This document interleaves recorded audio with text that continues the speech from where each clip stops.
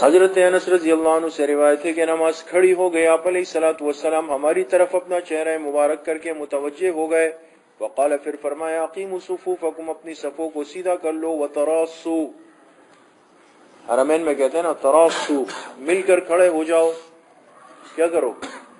مل کر کھڑے ہو جاؤ، فإنی اراکم من وراء ظہری، بے شک میں تمہیں دیکھتا ہوں اپنے پیٹھ پیچھے سے بھی، رواہ البخاری وفی المتفق علیہ قال اتموا الصفوف فإنی اراکم، اپنی صفوں کو سیدھا کر لو، میں بے شک میں تمہیں دیکھ رہا ہوتا ہوں، من وراء ظہری، اپنے کمر کے پیچھے سے بھی۔ یہ بات پہلے آ گئی کہ یہ آپ علیہ السلام کا معجزہ تھا یا الہام تھا یا کشف تھا۔ جی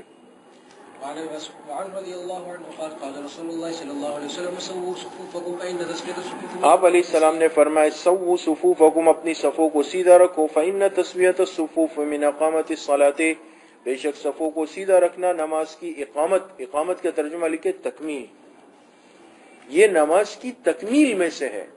کوئی یہ نہ سمجھے کہ صفوں کا سیدھا رکھنا نماز سے الگ عمل ہے، نہیں نہیں نہیں نہیں، انسان کی نماز مکمل ادا ہو اس میں اس کا بھی حصہ ہے۔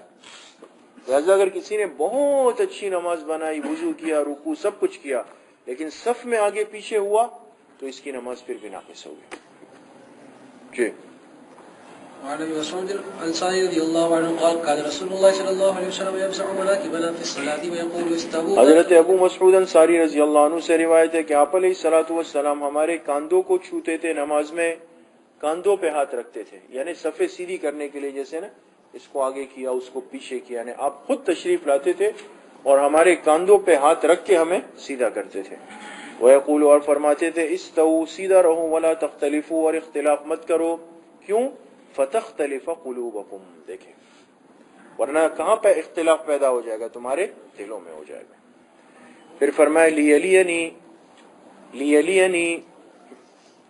منکم اولو الاحلام والنہی، چاہیے کہ میرے قریب رہے تم میں سے عقل اور فہم والے، عقل اور فہم والے میرے قریب رہے، وہ میرے قریب رہے، جو جتنے سمجھدار اور اہل علم ہیں وہ میرے قریب رہے، دور نہیں رہے۔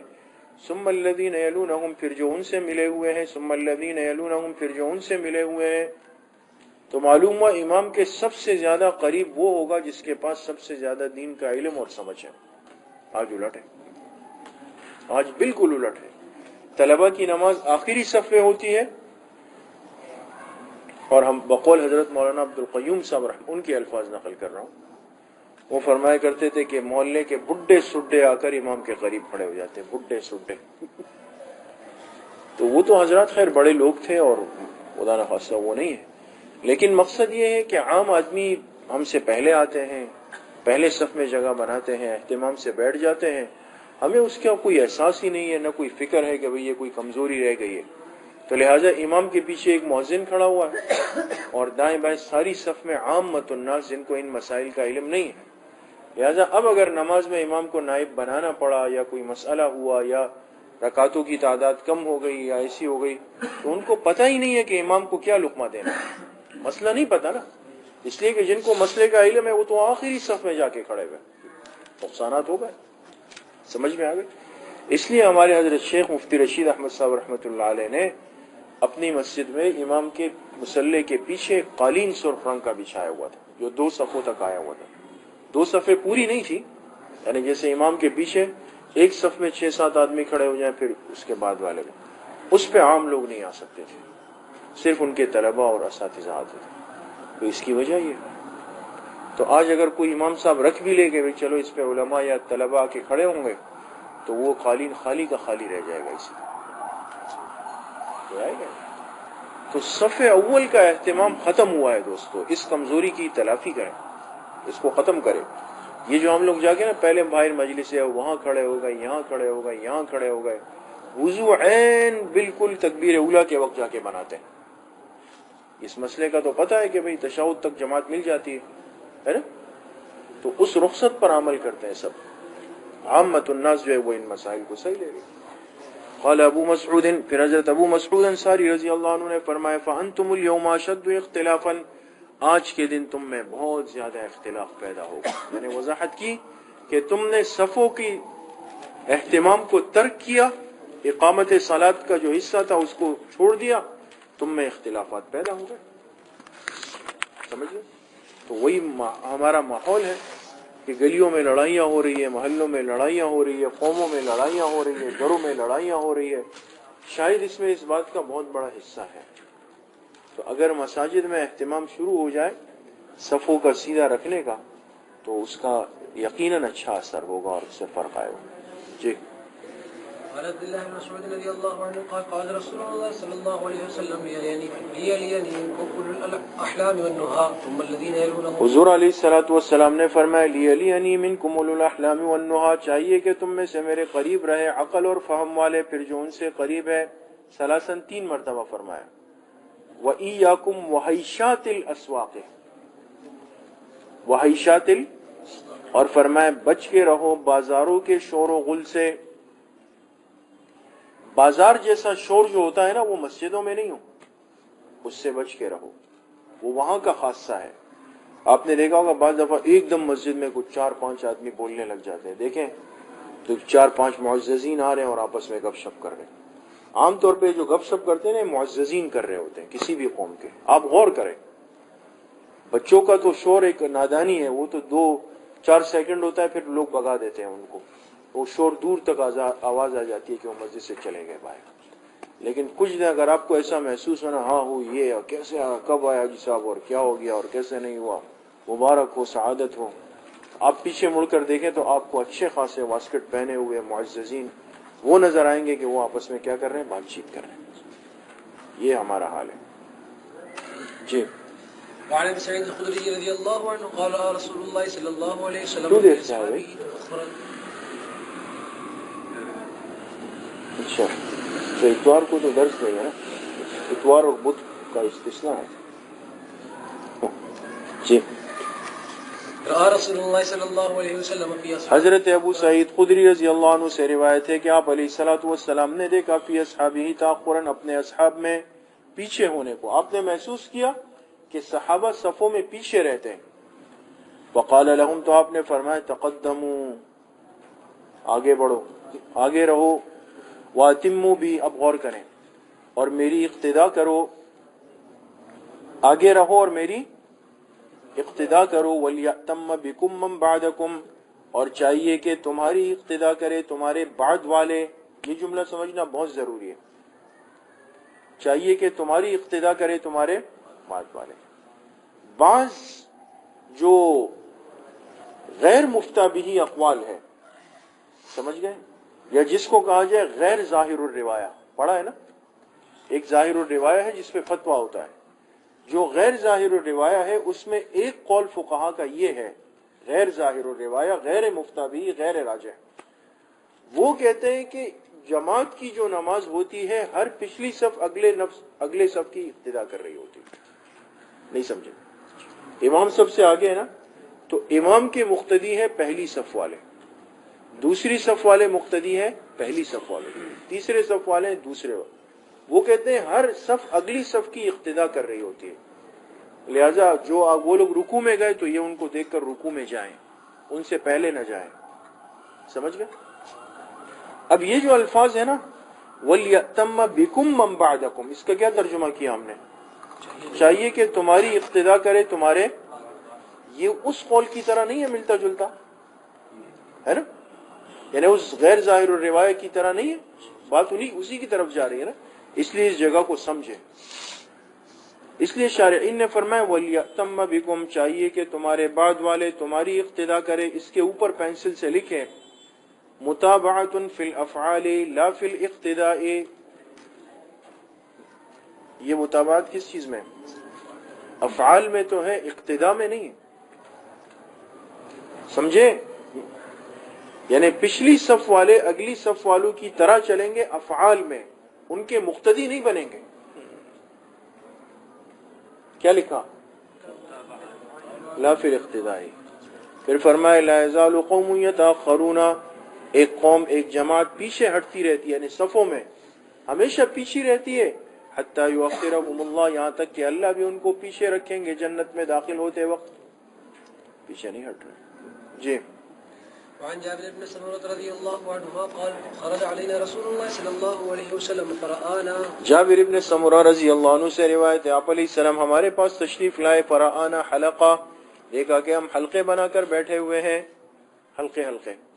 وقال آپ نے فرمایا ما لی اراکم عزین، کیا وجہ ہے کہ میں تمہیں متفرق دیکھ رہا ہوں کہ جدا جدا ٹولیاں بنا کر بیٹھے، عزین متفرق جدا جدا.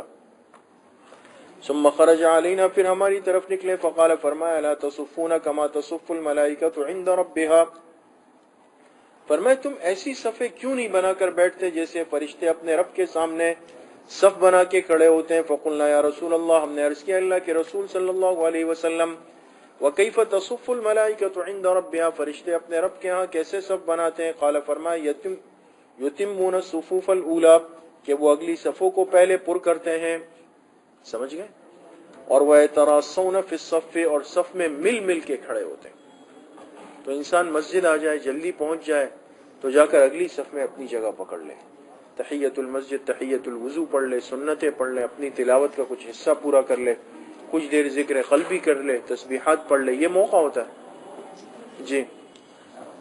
وعن ابي هريره رضي الله عنه قال قال رسول الله صلى الله عليه وسلم خير صفوف الرجال اولها وشرها اخرها. آپ علیہ السلام نے فرمایا مردوں کی سب سے بہترین صف پہلی صف ہے اور سب سے بدترین صف آخری والی ہے. وخیر صفوف النساء آخرها وشرها اولها، اور عورتوں کی سب سے بہترین صف آخر والی ہے اور سب سے بدترین صف اول. کیوں؟ اس لیے کہ عورتوں کی جو اگلی صف ہوگی وہ کن کے قریب ہوگی؟ مردوں کے قریب ہوگی، اور جو سب سے پچھلی ہوگی وہ مردوں سے کیا ہوگی؟ دور ہوگی. تو مردوں کو ترغیب دی کہ وہ آگے رہیں، عورتوں کو ترغیب دی کہ وہ پیچھے رہیں.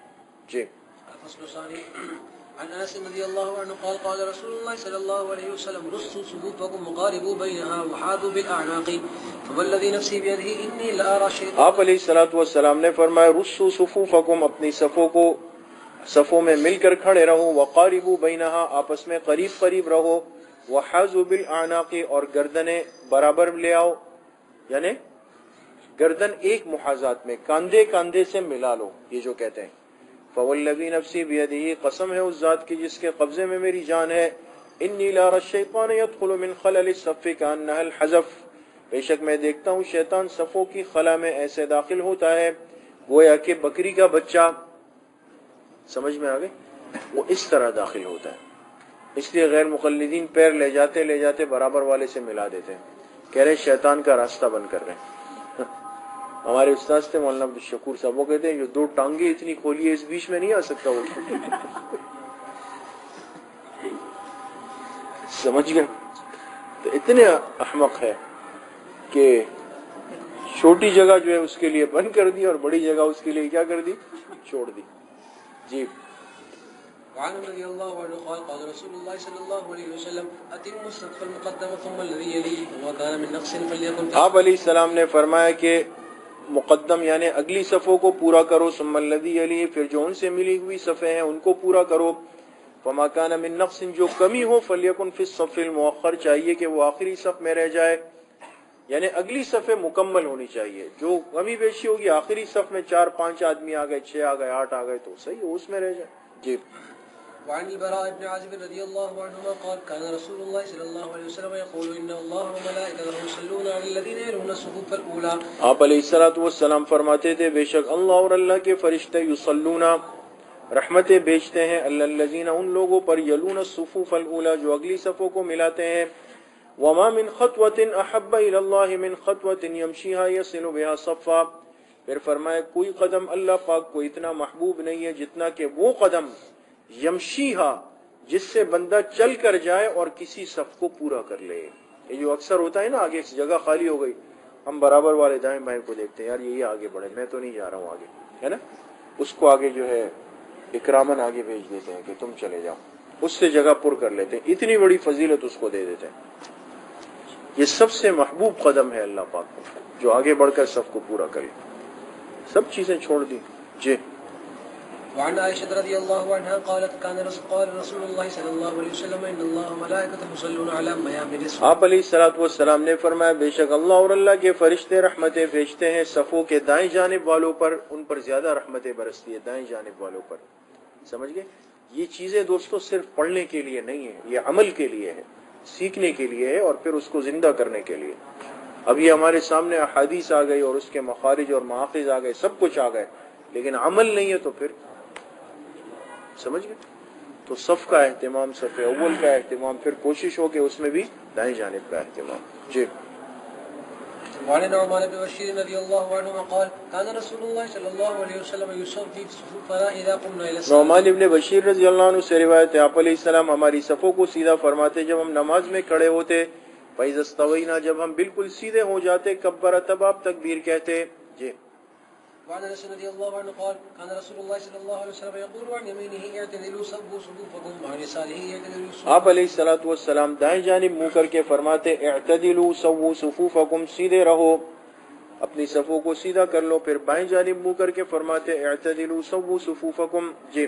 وعن ابن عباس رضي الله عنهما قال قال رسول الله صلى الله عليه وسلم خياركم الينكم مناكب في الصلاه۔ آپ علیہ السلام نے فرمایا خیارکم، تم میں سب سے سمجھدار لوگ وہ ہیں، بہترین لوگ وہ ہیں، الینکم مناکب فی الصلاۃ، جن کے کندھے نماز میں نرم ہوتے ہیں۔ جن کے کندھے نماز میں کیا ہوتے ہیں؟ اس کا مطلب کون سمجھا سکتا ہے؟ آگے پیچھے ہو جاتے برابر کرنے کے لیے، ہاں آگے پیچھے کر لیتے برابر کرنے کے لیے، نہیں، کندھوں کو کیوں؟ برابر آگے پیچھے کرنے سے برابر تکلیف نہ ہو۔ نہیں، نماز میں کیوں؟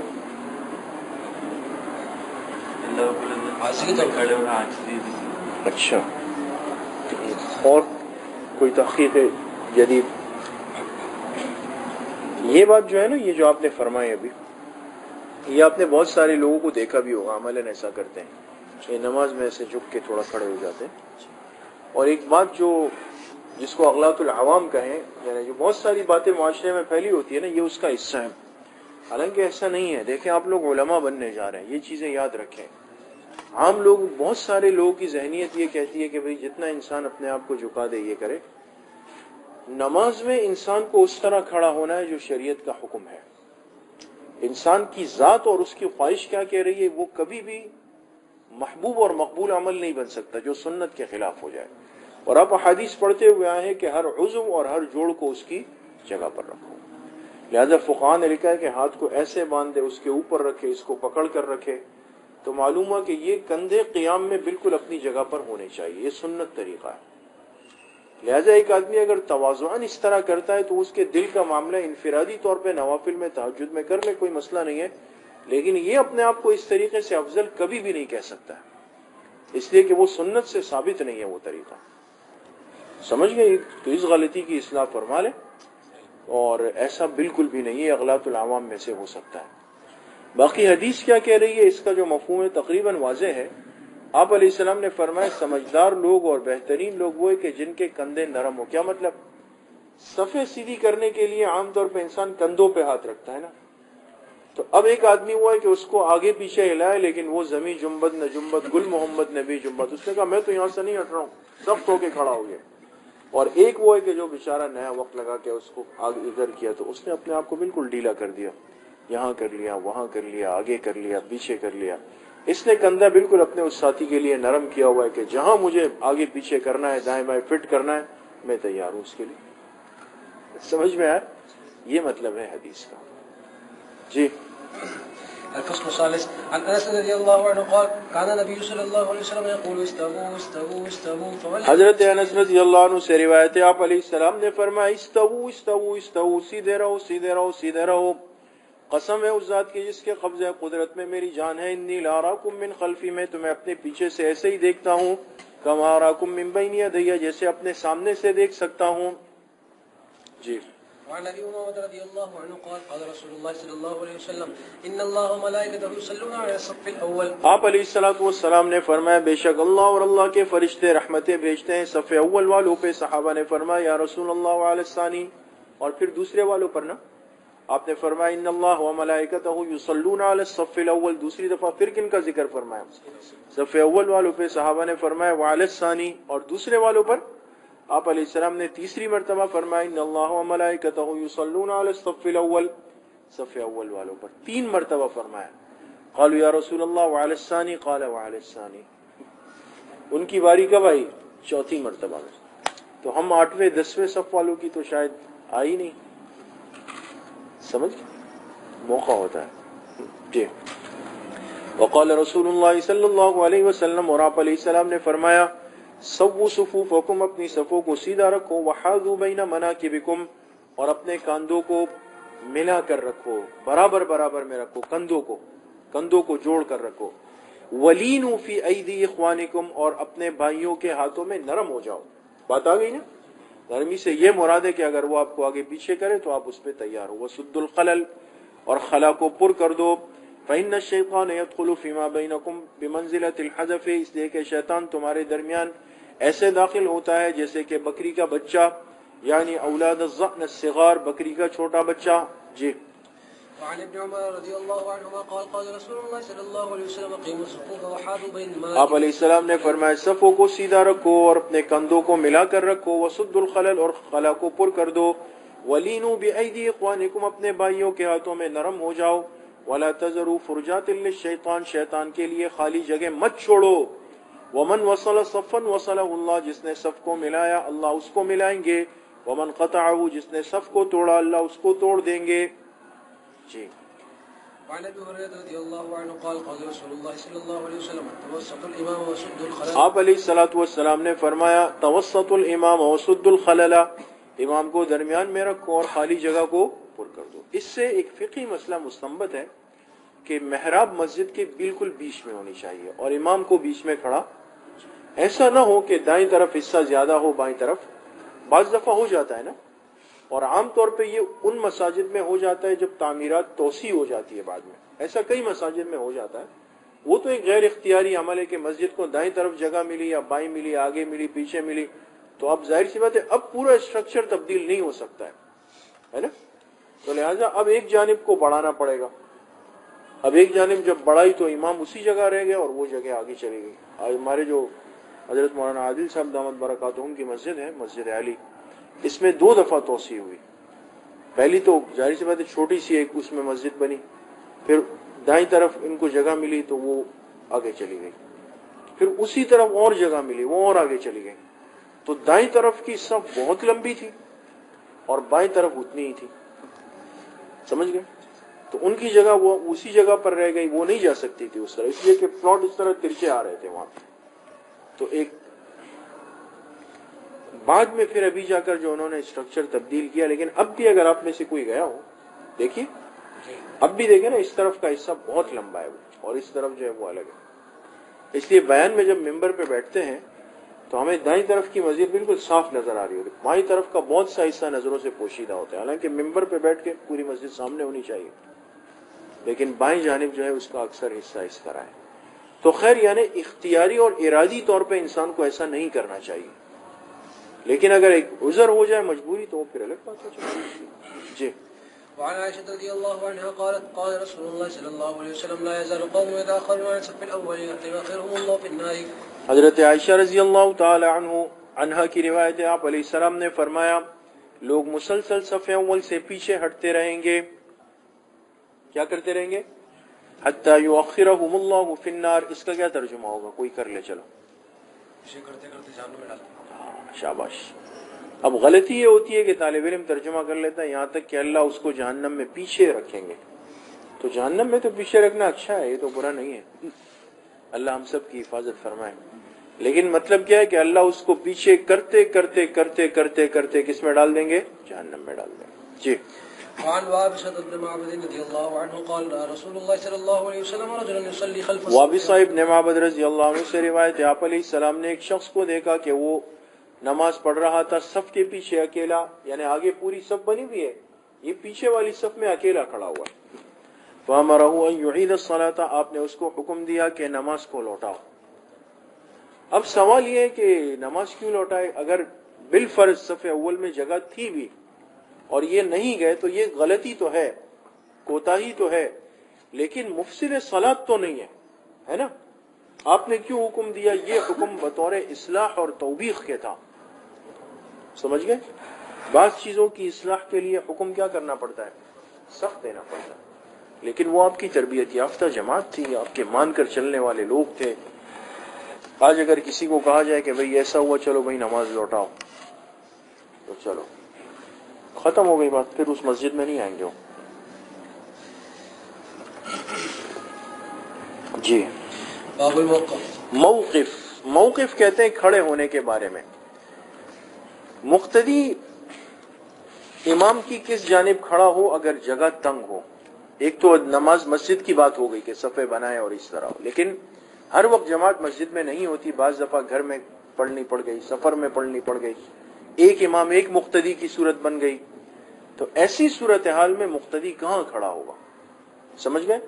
تو موقف سے مراد مقتدی کے کھڑے ہونے کی ترتیب. جی. عن عبد الله بن عباس رضي الله عنه قال بت في بيت خالتي ميمونة. عبداللہ ابن عباس رضی اللہ عنہما سے روایت ہے، فرماتے ہیں کہ میں نے رات گزاری اپنی خالہ حضرت میمونہ کے گھر پہ. آپ علیہ الصلوۃ والسلام کھڑے ہو گئے یصلی نماز پڑھنے کے لیے. فقمت عن یساری، تو میں کھڑا ہو گیا جا کے ان کی بائیں جانب جا کے میں کھڑا ہو گیا. یہ گئے اسی لیے تھے کہ آپ کے رات کے معمولات کو دیکھا، حالانکہ بچے تھے، لیکن بعض بچوں کو اللہ پاک دین کی طلب میں لے آتے ہیں. جیسے آج کل یہ جو عمر ہے بچپنے کی، نوجوانی کی، جوانی کی، آج کل کہاں جا رہے ہیں آپ خود دیکھ لیں. کہاں ایسے بچے اور ایسے نوجوان ہیں جن میں دین کی فکر ہو، دین کی طلب ہو، اور دین میں ایک دوسرے سے آگے بڑھنے کا جذبہ ہو. یعنی عام بات کر رہا ہوں، عام جو باہر کا طبقہ ہے، تو ہر نوجوان اس فکر میں ہے کہ یہ چیز، اس چیز میں آگے بڑھ جاؤں، اس چیز میں آگے بڑھ جاؤں. دین کی فکر اور جذبہ رکھنے والے نوجوان بہت کم ہو گئے دوست، بہت کم ہو گئے. تو فقمت عن یسارہ، میں جا کے، پتہ تو تھا نہیں، انہوں نے بھی وضو کیا اور جا کے تہجد میں آپ کے پیچھے کھڑے ہو گئے، لیکن بائیں جانب، کمرے میں اتنی جگہ تو نہیں تھی. فاخذ بیدی من وراء ظہرہ، آپ نے میرا ہاتھ پکڑا پیٹھ پیچھے سے. یہاں پر ہاتھ ہے، دوسری میں کان پکڑا، یہ مختلف وہ ہے. تو یہ تو مراحل ہے نا. اب یہاں سے تو کان پکڑنا قریب تھا، جب یہاں لائے تو پھر کان چھوڑ دیا، پھر ہاتھ پکڑا، پھر یہاں سے لا کے یہاں کھڑا کر دیا. سمجھ میں آ گئی؟ تو آپ نے میرا ہاتھ پکڑا پیٹھ پیچھے سے. فعدلنی کذالک من وراء ظہری، اور اسی طرح، یعنی اسی حالت میں کہ میں کھڑا ہوا تھا، آپ نے مجھے موڑ کر کے اپنے پیٹھ کے پیچھے سے لا کر الی الشق الایمن، کہاں کھڑا کر دیا؟ دائیں جانب کھڑا کر دیا. جی. وعن جابر رضی اللہ عنہ قال قام رسول اللہ صلی اللہ علیہ وسلم ليصلي فجئت حتى. حضرت جابر رضی اللہ عنہ سے روایت ہے، آپ علیہ السلام کھڑے ہوئے نماز کے لیے، میں آیا یہاں تک کہ آپ کی بائیں جانب کھڑا ہوا. فاخذ بیدی، آپ نے میرا ہاتھ پکڑا. فادارنی، اور مجھے گھما دیا. حتی اقامنی عن یمینہ، یہاں تک کہ مجھے اپنی دائیں جانب کھڑا کر دیا. تو اگر ایک امام ایک مقتدی ہو تو وہ اکلوتا مقتدی کہاں کھڑا ہوگا؟ دائیں جانب، تھوڑا سا پیچھے ہٹ کے، کہ اس کے انگلیوں کے سرے امام کے ٹخنے کے برابر آ رہے. جہاں امام کے پیر کا ٹخنا ہے نا، ابری ہوئی ہڈی، اس ابری ہوئی ہڈی کے برابر اس کی انگلیاں آ جائیں، اتنا فاصلہ ہو بس. تو یہ کہتے ہیں کہ میں اکیلا تھا، حضرت جابر کہتے ہیں، تو آپ نے مجھے دائیں جانب کر دیا. ثم جاء جبار بن صخر، اتنے میں ایک اور صحابی ہے جبار ابن صخر، وہ بھی آ گئے. تو اب کتنے ہو گئے؟ دو. انہوں نے جب دیکھا دائیں جانب تو ایک کھڑے ہوئے. فقام عن یسار رسول اللہ صلی اللہ علیہ وسلم، وہ آ کر آپ علیہ السلام کی بائیں جانب کھڑے ہو گئے. فاخذ بایدینا جميعا، اب ایک دائیں اور ایک بائیں، آپ نے ہم دونوں کے ایسے ہاتھ پکڑے، اور فدفعنا، اور ہمیں ایسے کر دیا کہ پیچھے جاؤ. حتی اقامنا خلفہ، یہاں تک کہ ہمیں اپنے پیچھے کر. تو معلوم ہوا کہ اگر دو مقتدی ہو تو پھر وہ کہاں کھڑے ہو؟ امام کے پیچھے. لیکن ایک مسئلہ سمجھیں، اگر کمرہ چھوٹا ہو، جگہ تنگ ہو اور دو مقتدی ہو تو وہ دائیں بائیں بھی ہو سکتے ہیں، کوئی مسئلہ نہیں ہے اس میں. سمجھ گئے؟ جی. انس رضی اللہ عنہ قال صلیت انا ویتیم فی بیتنا خلف النبی صلی اللہ علیہ وسلم وام سلیم خلف. حضرت انس رضی اللہ عنہ سے روایت ہے کہ میں اور یتیم ہمارے گھر میں ہم کھڑے ہو گئے آپ علیہ السلام کے پیچھے، اور ام سلیم، یہ حضرت انس کی والدہ تھی، وہ ہمارے پیچھے کھڑی ہو گئی. یتیم ان کے بھائی تھے، چھوٹے بھائی. حضرت انس کے چھوٹے بھائی تھے، ان کا نام کیا تھا؟ ان کا نام یتیم تھا. تو یہ دونوں تھے، اور حضرت ام سلیم ان کی والدہ تھی. آپ علیہ السلام ان کے گھر تشریف لائے ایک دن، تو نماز کا وقت ہوا، آپ کھڑے ہو گئے، یہ دونوں بچے آپ کے پیچھے کھڑے ہو گئے، ان کی والدہ اس کے پیچھے کھڑی ہو گئی. وعن رضی اللہ عنہ ان النبی صلی اللہ علیہ وسلم صلی به وبأمه او خالته قال فاقامني عن يمينه. حضرت انس رضی اللہ عنہ سے روایت ہے، آپ علیہ الصلوۃ والسلام نے ان کو نماز پڑھائی، ان کو اور ان کی والدہ یا ان کی خالہ کو. قال فاقامني عن يمينه، مجھے تو دائیں جانب کھڑا کر دیا اور عورت کو اپنے پیچھے. وعن ابي بكر رضي الله عنه انه انتهى الى النبي صلى الله عليه وسلم. حضرت ابو بکر رضی اللہ عنہ سے روایت ہے کہ وہ آئے آپ علیہ السلام تک. جب پہنچے نا، یہ جلدی جلدی آ رہے تھے نماز کے لیے، تو جب پہنچے دیکھا وہ راکع، آپ کس میں ہیں؟ رکوع میں تھے. اب انہوں نے جب دیکھا کہ اگر میں وہاں تک جاؤں گا تو رکوع سے تو آپ اٹھ جائیں گے، رکعت تو گئی ہے نا. تو ان حضرات میں تو وہ تھا کہ حضور کے پیچھے ایک رکعت بھی نہ جائے. تو انہوں نے کیا کیا؟ فرکع قبل ان يصل الى الصف، صف تک پہنچنے سے پہلے وہیں پہ رکوع کر لیا. یعنی جہاں دروازے میں تھے نا، اللہ اکبر کہہ کے رکوع میں چلے گئے اور رکوع میں ہی آگے جا رہے، جا کے وہاں صف میں شامل ہو گئے. لو بابا. ثم مشى الى الصف، پھر چل کر گئے صف میں، اس طرح نماز پڑھ لی. لیکن کمال یہ کہ صحابہ حضور کو بتاتے تھے کہ آج میں نے یہ کیا. فذكر ذلك للنبي صلی اللہ علیہ وسلم، پھر یہ بات آپ علیہ السلام کو بتائی کہ میں نے تو آج ایسا کیا. فقال، آپ نے فرمایا زادك الله حرصا، اللہ تیرے حرص کو بڑھائے، یعنی تیرے اندر جو طلب تھی وہ اور بڑھ جائے. لیکن ولا تعد، دوبارہ ایسے نہیں کرنا، دوبارہ ایسے.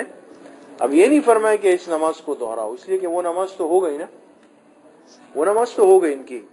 لیکن آپ نے فرمایا یہ پسندیدہ نہیں ہے. تیری حرص تو تھی، طلب تیری اچھی تھی، لیکن آئندہ ایسا نہیں کرنا. اب ہم غیر مقلدین سے پوچھتے ہیں کہ آپ کہتے ہیں کہ امام کے پیچھے اگر فاتحہ نہیں پڑھی تو نماز نہیں ہوئی. حضرت ابو بکر نے کہاں فاتحہ پڑھی؟ نہیں سمجھے بات. یہ احناف کا بہت مضبوط مستدل ہے. جو ہمارے مناظرین ہیں نا، یہ روایت بخاری شریف میں بھی ہے. یہ لوگ بہت زیادہ بخاری کا نام لیتے ہیں نا کہ امام بخاری ہے اور امام بخاری ہمارے ہیں اور امام بخاری ہمارے ہیں. تو ان سے کہا گیا کہ امام بخاری آپ کے ہیں. انہوں نے اپنی جگہ پر حضرت ابو بکر کی روایت نقل کی. وہ کہہ رہے کہ میں آ کے رکوع میں شامل ہوا اور رکعت پوری کر لی میں نے. انہوں نے فاتحہ کہاں پڑھی؟ سمجھ میں آ گئے؟ جی. الفصل الثاني عن سمرة بن جندب رضي الله عنه قال أمرنا رسول الله صلى الله عليه وسلم إذا حضرت سمرہ بن جندب رضی اللہ عنہ سے روایت ہے، فرماتے ہیں آپ علیہ السلام نے ہمیں حکم دیا کہ جب ہم 3 ہو تو ہم میں سے ایک آگے بڑھ جائے، 2 پیچھے مقتدی بن جائے. جی. وعن عمار رضي الله عنه أنه أما الناس في البدائن وقام على دكان. حضرت عمار رضی اللہ عنہ سے روایت ہے، عمار ابن یاسر رضی اللہ عنہ، انہوں نے لوگوں کی امامت کروائی مدائن میں. مدائن یعنی جگہ کا نام ہے نا، مدائن جگہ اس علاقے میں. تو یہ جب گئے تو لوگوں نے ان کو آگے کیا. تو وہاں صورتحال کیا تھی کہ لوگ نیچے کھڑے تھے. وقام علی دکان یصلی، اور یہ ایک دکان، ایک چبوترا، ایک چبوترے پر کھڑے ہو کر نماز پڑھانے لگے اوپر. اور والناس اسفل منہ، اور لوگ ان سے نیچے کھڑے ہوئے. یہ تو منع ہے نا، امام اکیلے اونچی جگہ پر ہو اور مقتدی سب نیچے ہو، یہ ممنوع ہے. اس لیے کہ فرمایا یہود و نصارہ کا طریقہ ہے. لہٰذا اس کا حل یہ کہ امام کے ساتھ کچھ صفیں بن جائیں. جیسے ہمارے یہاں اجتماعات میں، کراچی اجتماع میں رائے ونڈ میں جو کیا ہے اسٹیج ہے، ممبر ہے، اس پہ جو ہے نا صفیں بن جاتی ہے، 2 صفیں 3 صفیں بن جاتی ہے. باقی سارا مجمع نیچے کھڑا ہوا ہے.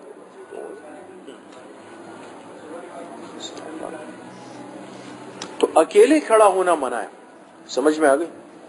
تو یہ اوپر چلے گئے، لوگ نیچے تھے، جائیں گے.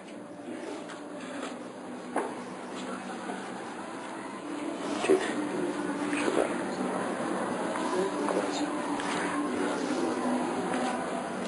فتقدم حذیفہ فاخذ علی یدیہ، اتنے میں حضرت حذیفہ ابن الیمان رضی اللہ عنہ جو صحابی رسول وہ آئے. انہوں نے دیکھا کہ عمار ایسے نماز پڑھا رہے ہیں. تو ان میں تو کوئی وہ تھا نہیں، یعنی دین کے معاملے میں تعاون اور تکاسل نہیں تھا صحابہ میں. جب انہوں نے دیکھا تو یہ آگے بڑھے. فاخذ علی یدیہ، اور وہ امام بنے ہوئے تھے حضرت عمار، ان کے ہاتھ پکڑے، دونوں ہاتھوں کو پکڑا. فاتبعہ عمار، انہوں نے بھی جب دیکھا نا کہ یہ ہے تو انہوں نے پھر کوئی تعارض نہیں کیا، انہوں نے بالکل ان کی اتباع کی. حتی انزلہ حذیفہ، یہاں تک کہ حضرت حذیفہ ان کو اوپر سے نیچے لے آئے کہ حضرت نیچے آ جائے. فلما فرغ عمار من صلاته، جب حضرت عمار نماز سے فارغ ہو گئے نا، تو ایک معاملہ تو ہوا تھا. تو قال له حذیفہ، حضرت حذیفہ رضی اللہ عنہ نے ان سے کہا لم تسمع رسول اللہ صلی اللہ علیہ وسلم یقول، کہ آپ نے نہیں سنا کہ حضور علیہ السلام نے فرمایا اذا امر رجل القوم، اگر کوئی شخص کسی قوم کی امامت کروائے فلا یقم فی مقام ارفع من مقامہم، تو وہ ایسی جگہ پہ کھڑا نہ ہو جو قوم سے اوپر ہو، ایسا نہیں کرے. او نحو ذالک، کہ آپ نے نہیں سنی روایت؟ ان کا جواب دیکھیں. وقال عمار، تو حضرت عمار نے فرمایا لذالک اتبعتک حین اخذت علی یدی، کہ اسی وجہ سے تو میں نے آپ کی پیروی کی جب آپ نے میرے ہاتھ پکڑے. اگر مجھے حدیث کا علم ہوتا یا میں اپنی بات پہ اڑ جاتا تو میں آپ سے ہاتھ چھوڑا دیتا ہوں. تو جب مجھے سمجھ آیا کہ آپ مجھے نیچے لے جا رہے ہیں تو حضور کا کوئی فرمان آپ کے پاس ہے، اسی وجہ سے میں نے اپنے آپ کو آپ کے حوالے کیا اور اپنے ہاتھ آپ سے نہیں چھڑائے. سمجھ گئے؟ تو جب دین سامنے آ جائے تو پھر انسان کو کوئی تعارض، کوئی غصہ، کوئی یہ چیزیں نہیں ہونی چاہیے. جی. وعن سهل بن ساعدي رضي الله عنهما أنه سئل من أي شيء المنبر فقال هو من أثقل الغابة. سہل بن سعد ساعدی فرماتے ہیں کہ پوچھا گیا ان سے کہ من ای شیء المنبر، آپ علیہ السلام کا منبر کس چیز سے بنایا گیا؟ قال هو من اصل الغابہ، انہوں نے فرمایا کہ غابہ کی جھاؤ لکڑی سے. اصل کہتے ہیں جھاؤ مدینہ میں ایک خاص قیمتی لکڑی تھی. غابہ مدینہ کا مشہور جنگل تھا، وہاں کی جھاؤ سے بنایا گیا. اور عملہ فلان مولا فلانۃ، اور بنانے والا بھی فلاں شخص تھا جو ایک عورت کا غلام تھا. رسول اللہ صلی اللہ علیہ وسلم، آپ علیہ السلام کے لیے اس نے بنایا تھا. ایک عورت نے آپ کے لیے منبر بنایا. وقام علیہ رسول اللہ صلی اللہ علیہ وسلم حین عمل ووضع، اور آپ علیہ السلام اس پہ کھڑے ہو گئے جب وہ تیار ہو گیا اور رکھ دیا گیا تو آپ اس پہ تشریف لے گئے. فاستقبل القبلہ، قبلے کی طرف رخ کیا، یعنی منبر پہ آپ کھڑے ہو کر نماز پڑھانے لگے. اوپر نماز کا طریقہ بتا رہے. وکبر، تکبیر کہی. وقام الناس خلفہ، لوگ آپ کے پیچھے تھے. فقرأ، آپ نے قرات کی. ورکع، اور رکوع بھی کیا. منبر پر رکوع تو ہو سکتا تھا کھڑے کھڑے. ورکع الناس خلفہ، لوگوں نے آپ کے پیچھے رکوع کیا. ثم رفع رأسہ، پھر آپ نے سر اٹھایا یعنی قومہ کیا. یہاں تک تو منبر پہ سب چل رہا تھا نا. ثم رجع القہقرہ، پھر آپ لوٹے پاؤں پیچھے کر کے یعنی نیچے اترے. قہقرہ کے معنی آتے ہیں پلٹ کر پیچھے آنا. آپ پلٹ کر پیچھے آئے اس لیے کہ منبر پہ سجدہ نہیں ہو سکتا تھا نا. نہیں سمجھے؟ سجدہ کی تو جگہ نہیں تھی اس پہ. فسجد علی الارض، آپ نے نیچے آ کے زمین پر سجدہ کیا. سجدے زمین پہ فرمائے. ثم عاد الی المنبر، پھر کہاں تشریف لے گئے؟ منبر پہ. ثم قرأ ثم رکع، پھر قرات کی، رکوع کیا، پھر سر اٹھایا. ثم رجع القہقرہ، پھر پلٹ کر پیچھے آئے دوسری رکعت میں. حتی سجد الارض، سجد بالارض، یہاں تک کہ زمین پر سجدے کیا. ذا لفظ البخاری. وفی المتفق علیہ نحوہ. وقال فی آخری، دوسری روایت میں ہے فلما فرغ، جب آپ فارغ ہوئے. اقبل علی الناس، لوگوں کی طرف متوجہ ہو گئے. فقال، فرمایا ایھا الناس، اے لوگو، انما صنعت ھذا، بے شک میں نے ایسا اس لیے کیا. کیسا؟ یعنی منبر پہ جو نماز پڑھائی اور پھر نیچے آیا. لتأتموا بھی، تاکہ تم میری اقتداء کر لو. ولتعلموا صلاتی، اور تاکہ تم میری نماز کو جان لو، سیکھ لو. تو معلوم ہوا کہ تعلیم اعمال کے لیے بعض دفعہ ترتیب کو تبدیل کیا جا سکتا ہے. کس کے لیے؟ تعلیم اعمال کے لیے ترتیب کو تبدیل کیا جا سکتا ہے. بعض چیزیں تعلیماً ہوتی ہے. کس طور پہ ہوتی ہے؟ تعلیماً ہوتی ہے.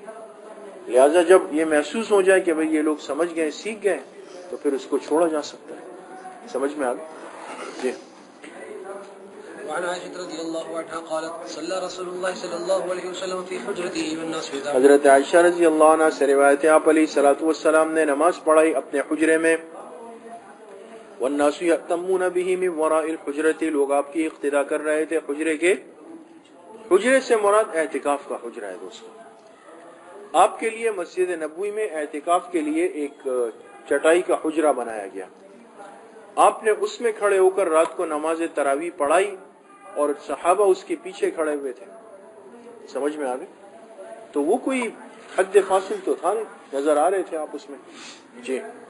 الفصل الثالث عن ابي مالك الاشعري رضي الله عنه قال الا احدثكم. حضرت ابو مالک اشعری رضی اللہ عنہ سے روایت ہے، فرمایا میں تمہیں نہ بتاؤں حضور علیہ الصلوۃ والسلام کی نماز کے بارے میں. قال، پھر فرمایا اقام الصلاۃ، آپ نے نماز کھڑی کی. وصف الرجال، اور مردوں کی صف بنائی. وصف خلفهم الغلمان، اور اس کے پیچھے بچوں کی صف بنائی، ثم صلی بہم، پھر ان کو نماز پڑھائی، فذکر صلاتہ، ثم قال، پھر پوری نماز ذکر کی، پھر فرمایا ھکذا صلاۃ قال عبد الاعلی لا احسبه الا قال امتی، پھر آپ نے فرمایا کہ یہ نماز ہے میری امت کی، یہ نماز ہے کس کی؟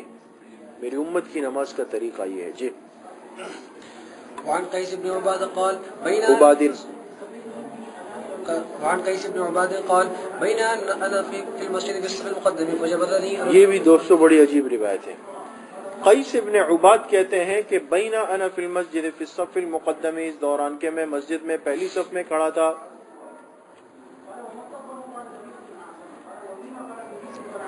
یہ کم عمر تھے، چھوٹے، ایک دن مسجد آئے، دیکھا پہلی صف میں کوئی نہیں تھا، تو جا کے انہوں نے کیا کیا، جگہ، بعض بچے آتے ہیں نا، ہمارے ہاں بھی ایک بچہ آج کل آ رہا تھا، ابھی آج کل نظر نہیں آ رہا، آپ لوگوں نے دیکھا ہے نا، دیکھا تھا نا، وہ بڑا عجیب تھا یار۔ ایک دن میں آیا 12:30 بجے ظہر میں، یہ جو بیچ میں چھٹی نہیں تھی اجتماع کی، تو موصوف اس وقت بھی مسجد میں تھے، یعنی پہلے سے پہنچ گئے تھے، آج کل نہیں ہے، یہ خدشے کی بات ہے۔ وہ بیچارہ کے برابر میں نہ جگہ پکڑتا، پھر مقتدی اس کو آگے پیچھے کرتے ہوں۔ خیر، تو یہ آئے اور آ کے پہلی صف میں بیٹھ گئے قیس بن عباد، اور یعنی نماز کے لیے کھڑے ہو گئے، تو فجبزنی رجل من خلفی جبزتن، کہ اتنے میں پیچھے سے کسی نے مجھے کھینچ لیا، ہاتھ سے پکڑ کے کھینچ کے پیچھے کر دیا، یعنی نماز چل رہی ہے، فنحانی، مجھے وہاں سے ہٹا دیا، اور وقام مقامی، اور آ کے میری جگہ پہ خود کھڑے ہو گئے، مجھے پیچھے کھڑا کر دیا، خود آگے کھڑے ہو گئے۔ آگے دیکھیں، کہہ رہے فواللہ ما عقلت صلاتی، بخدا مجھے میری نماز سمجھ نہیں آئی، یعنی ایسا دماغ ماتھا گھوم گیا کہ یہ میرے ساتھ ہوا کیا کہ مجھے پیچھے کر دیا اور خود آ کے میری جگہ پہ کھڑے ہو گئے۔ غصے سے ایسی حالت تھی کہ کچھ نماز کا کچھ سمجھ نہیں آیا۔ خیر، پہلے تو مجھے یہ تھا کہ یہ ہے کون، یہ پتہ چلے، پیچھے سے سمجھ نہیں آ رہا۔ فلما انصرف، جب نماز ختم ہوئی اور وہ مڑے، دیکھا اذا ہوا ابی بن کعب، تو وہ تو بڑے جلیل القدر صحابی تھے، حضرت ابی بن کعب، اقرأ هذه الامہ، دیکھا وہ تھے، وہ بھی سمجھ گئے تھے کہ پیچھے کیا ہو رہا ہوگا ان کے دماغ میں، تو انہوں نے جیسے ہی مڑے کہا یا فتح، کہا اے جوان، اے جوان، لا یسوءک اللہ، اللہ تجھے غمگین نہ کرے، دعا دی ان کو، اللہ تجھے غمگین نہ کرے۔ پھر فرمائے دیکھو وجہ سمجھ لو، ان ھذا عہد من النبی صلی اللہ علیہ وسلم الینا ان نلیہ، یہ حضور علیہ الصلوۃ والسلام کا ہم سے ایک وعدہ تھا، یعنی حکم تھا ہم سے کہ ہم آپ کے قریب رہیں گے، ہم کیا رہیں گے، یعنی اپنے امام کے قریب۔ یہ جو اس وقت کا واقعہ ہے حضور نہیں ہے، حضور تو دنیا سے تشریف لے گئے تھے، یہ تو بعد کا ہے، کوئی اور امام ہے، لیکن فرمایا ہمیں حضور کی وصیت تھی، تاکید تھی کہ ہم کیا رہیں، امام کے قریب رہیں، اس لیے میں نے آپ کو پیچھے کیا، اس لیے کہ آپ چھوٹے تھے اور میں خود آگے ہو گیا تاکہ اس پر عمل ہو جائے۔ ثم استقبل القبلہ، یہ بات فرما کے قبلہ رخ ہو گئے، فقال، پھر فرمایا ہلک اہل العقد ورب الکعبۃ ثلاثا، کہا اہل عقد ہلاک ہو گئے رب کعبہ کی قسم، 3 دفعہ یہ بات فرمائی۔ ثم قال، پھر فرمایا واللہ ما علیہم آسا، پھر فرمایا بخدا مجھے ان پر غم نہیں ہے کہ اہل عقد ہلاک ہو گئے، ولیکن آسا علی من اضلوا، لیکن مجھے غم ان لوگوں پر ہے کہ جنہیں ان اہل عقد نے گمراہ کر دیا ہے، جو ان کی وجہ سے کیا ہو گئے، گمراہ ہو گئے۔ قلت، میں نے کہا یا ابا یعقوب ما تعنی باہل العقد، میں نے کہا اے ابو یعقوب، یہ کنیت ہے حضرت ابی بن کعب کی، اہل عقد سے آپ کے مراد کون ہے؟ فرمایا الامراء، جو ہمارے حکمران ہیں، جو ہمارے امراء ہیں، وہ مراد ہے یہاں پر، یعنی یہ اشارہ تھا اس بات کی طرف کہ ان نالائق اور نکمے حکمرانوں کی وجہ سے ہمارے سارے نظام دین اور شریعت کے خراب ہو گئے، اور اس کی وجہ سے لوگوں کی سارا شعور سمجھ سب ختم ہو گیا، لہذا اب لوگوں کو یہ بھی نہیں پتا ہے کہ صف میں کس کو آگے کھڑا ہونا ہے اور کس کو پیچھے کھڑا ہونا ہے۔ سمجھ میں آگے؟ تو اب پھر کچھ بھی نہیں رہتا اور سب آگے پیچھے ہو جاتا ہے۔ جی باب الامامۃ الفصل الأول عن ابن مسعود رضي الله عنه قال قال رسول الله صلى الله عليه وسلم يؤم القوم أقرأهم بكتاب الله تعالى فإن كانوا في القراءة سواء فأعلمهم بالسنة فإن كانوا باب الامامتی، یہ باب ہے امامت کے بارے میں۔ نماز میں امامت کا چونکہ بہت بڑا کردار ہے، امام کے منصب کا، امام کی تعیین کا، امام کے اعمال کا، تو امامت کے لائق کون ہے یہ فیصلہ کرنا بھی ظاہر سی بات ہے شریعت کا ایک بہت بڑا حصہ ہے۔ ہر آدمی اس لائق اور قابل نہیں ہوتا کہ اس کو امام بنا دیا جائے اور وہ امام بن جائے، اس لیے کہ نماز صرف جو ہے وہ تبدیلی ارکان اور اعضاء کا نام تو نہیں ہے، اس کے ساتھ بہت سارے مسائل اور معاملات اور کیفیات جو ہے وہ جڑے ہوئے ہیں۔ لہٰذا یہ باقاعدہ ایک منصب ہے جو اللہ نے اپنے پیغمبروں کو دیا، ان کے واسطے سے خلفاء کو دیا اور ان کے واسطے سے اس امت کے علماء کو دیا۔ سمجھ میں آ گئی؟ اس لیے غیر علماء کو امام نہیں بنانا چاہیے۔ بعض دفعہ علماء ہوتے ہیں اور وہ ایک دوسرے کو صد کر رہے ہوتے ہیں، یعنی ایک دوسرے کو وہ کر رہے ہوتے ہیں، تم پڑھاؤ، وہ پڑھاؤ، یہ پڑھائے، وہ پڑھائے، اس میں کوئی غیر عالم آگے پڑھ کے نماز پڑھا لیتے ہیں اور یہ بخوشی اس کے پیچھے پڑھ لیتے ہیں، حالانکہ ایسا نہیں ہونا چاہیے۔ جو نماز عالم کے پیچھے ہوگی وہ غیر عالم کے پیچھے جو ہے اس کا وہ اجر نہیں۔ ساری چیزیں بہرحال ابھی آپ کے سامنے آ رہی ہیں۔ تو خیر، بنیادی مسئلہ جو اس باب میں آ رہا ہے اور وہ آپ حضرات بارہا پڑھ چکے ہیں فقہ میں، اور اس میں آپ کے سامنے آئے گا کہ امامت کے لیے سب سے مقدم کون ہے۔ یہاں جو پہلی حدیث ہمارے سامنے ہے اس میں پوری تفصیل آ رہی ہے، اس کو آپ حضرات سمجھ لیں، پھر تھوڑی سی بات ہے وہ میں آپ حضرات سے عرض کر دیتا ہوں، ٹھیک ہے؟ حضرت ابو مسعود رضی اللہ عنہ سے روایت ہے، حضور علیہ الصلوۃ والسلام نے فرمایا یؤم القوم اقرؤہم لکتاب اللہ، چاہیے کہ قوم کی امامت کرے کون؟ جو کہ اللہ کی کتاب کا سب سے بڑا قاری ہے۔ اس سے پتہ چلا کہ مقدم کون ہے؟ اقرا، جس کا قرآن اچھا ہے۔ فَإِن كَانُوا فِي الْقِرَاءَةِ سَوَاءٌ، اور اگر وہ سب کے سب جناب علی سب قاری ہے، 17 کے، اب کیا کریں؟ قرات میں سب برابر ہیں۔ فَأَعْلَمُهُمْ بِالسُّنَّةِ، تو جو سنت کا سب سے بڑا عالم ہے وہ آگے بڑھ جائے۔ فَإِن كَانُوا فِي السُّنَّةِ سَوَاءً، اگر وہ اہل علم کے اعتبار سے بھی برابر ہے سب، فَأَقْدَمُهُمْ هِجْرَةً، تو پھر دیکھیں گے کہ سب سے پہلے ہجرت ان میں سے کس نے کی ہے، ہجرت والا کون ہے۔ فَإِن كَانُوا فِي الْهِجْرَةِ سَوَاءٌ، اگر وہ لوگ ہجرت میں بھی برابر ہو، فَأَقْدَمُهُمْ سِنًّا، تو پھر دیکھا جائے گا کہ ان میں سے عمر کس کی زیادہ ہے۔ سمجھ میں آ گئی؟ سمجھ گئے؟ پھر فرمایا وَلَا يَؤُمَّنَّ الرَّجُلُ الرَّجُلَ فِي سُلْطَانِهِ، فرمایا کوئی آدمی کسی اور کے علاقے میں امامت نہ کروائے، سلطانہی، اس کی سلطنت میں، یعنی اس کے علاقے میں، یعنی آپ گئے کسی اور کی مسجد میں، امام صاحب اور ہیں نا وہاں کے، اور ابھی امام صاحب آئے نہیں تھے 1 منٹ، اور یہ امام صاحب آگے بڑھ گئے، اپنا رومال یہاں پہ رکھ دیا اس طرح، ہے نا، کہ یہ لوگ مجھے دیکھ لیں اور مجھے کہیں کہ جی حضرت آپ آ جائیں، ہمارے امام صاحب تو ہیں نہیں، آپ آ جائیں۔ اس چیز کو کبھی بھی پسند نہیں کرنا چاہیے، نہ انسان اپنے آپ کو پیش کرے، نہ ایسی جگہ پہ جا کے کھڑا ہو جائے کہ لوگوں کی نظر پڑے اور مجھے آگے کھڑا۔ تو سلطان کا ترجمہ شارحین نے علاقے سے کیا ہے، آپ لوگ سمجھ گئے دوستوں۔ دوسری بات فرمائی وَلَا يَقْعُدْ فِي بَيْتِهِ عَلَى تَكْرِيمَتِهِ إِلَّا بِإِذْنِهِ، کوئی شخص کسی کے گھر میں اس کی مسند پر نہ بیٹھے۔ تکریمہ کہتے ہیں کس کو؟ مسند۔ جب مہمان بڑے حضرات آتے ہیں نا تو ہم تکریمہ بناتے ہیں نیچے بیٹھنے کی جگہ، سفید چادر، اس کو تکریمہ کہتے ہیں، مسند۔ تو کسی کی مسند پہ نہ بیٹھے مگر اس کی، یہ بھی ایک مسئلہ ہے، یہ پتہ ہے کسی کو؟ آج تک کسی کو بھی نہیں پتا۔ ہر آدمی کی خواہش ہوتی ہے کہ جا کر اس نرم گرم بستر اور گدے پر بیٹھ جاؤں، اپنی تشریف اسی پر رکھ کر اپنے نمبر بڑھا لوں۔ یہ کمزوری ہے، کبھی بھی بزرگوں اور بڑوں کی جگہ پر نہیں بیٹھنا چاہیے، چاہے وہ کوئی بھی ہو، ایو من کان۔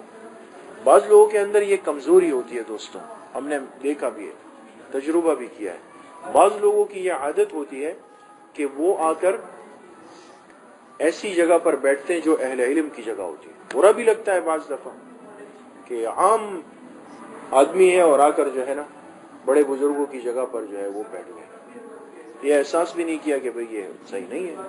یا بعض دفعہ دل میں یہ ہوتا ہے کہ مجھے یہاں پر میری تشریف ہونی چاہیے، مجھے یہاں پر بٹھایا جائے، سمجھ گئے؟ تو یہ علماء کو، بزرگوں کو انسان خاص جگہوں پر بٹھاتا ہے، یہ شریعت کے تقاضے ہیں، یہ شریعت کا حکم ہے۔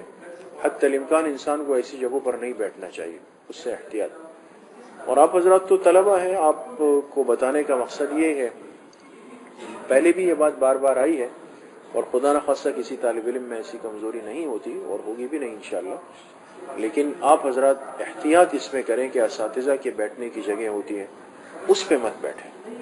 میں تو طلبہ سے یہاں تک کہتا ہوں، اگرچہ بات ذرا عجیب ہے، کہ جو اساتذہ کے بیٹھنے کے تکیے وغیرہ ہوتے ہیں اس میں بے تکلف مت بیٹھیں۔ ایک تو ہے نا بیٹھے ہوئے استاذ نہیں ہے، استاذ کے ہوتے ہوئے تو تکیہ لگانا تھوڑا مشکل ہے نا، وہ تو صحیح نہیں ہے، وہ تو خیر ایک طالب علم نہیں کرتا الحمدللہ، اتنا بے ادب تو کوئی نہیں ہوتا، لیکن اگر استاذ چلے گئے یا وضو کے لیے چلے گئے تو ایک طالب علم بیٹھ سکتا ہے، اس سے کال لگا لے، لیکن یہ کہ استاذ آگے پیچھے ہوئے اور یہ اس طرح جو ہے نا پھر ایک دم سمجھ میں، یہ ایک بے تکلفی کی کیفیت ہے، یعنی ایک مانوس اور آزاد۔ تو اساتذہ کے تکیوں پر ایسا نہیں، سمجھیے۔ اب جیسے یہاں بھی یہ کلاس کا تکیہ ہے اور یہاں تو ابھی مغرب میں کلاس چل رہی ہے نا، ویسے تو نہیں ہوتی، اب طلبہ تکرار کے لیے اور آ کے ایک جانب کھینچ لیا وہاں پر اور اپنے لیے تکیہ لگا کر بیٹھ گئے، یہ غلط ہوگا۔ سمجھ میں آ گئی؟ چیزیں معمولی ہیں لیکن اس کا بہت بڑا تعلق ہے آپ کی آنے والی زندگی سے۔ ان چیزوں میں ادب آداب کا لحاظ آپ کر لیں، آپ دیکھ لیں کہ کل آپ کو اللہ پاک کتنا نوازتے ہیں، سمجھ گئے؟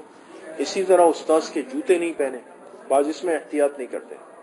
ایک جگہ پر ہم لوگ گئے، یعنی ہم طالب علمی کا زمانہ تھا، تو جیسے ہوتا ہے نا واش روم وغیرہ، تو ایک طالب علم جوتے پہن کے چلے گئے، بعد میں پتہ چلا کہ وہ استاذ جی کے جوتے تھے، وہ پہن کے چلے گئے۔ تو ان چیزوں میں دیکھیں خیال رکھیں۔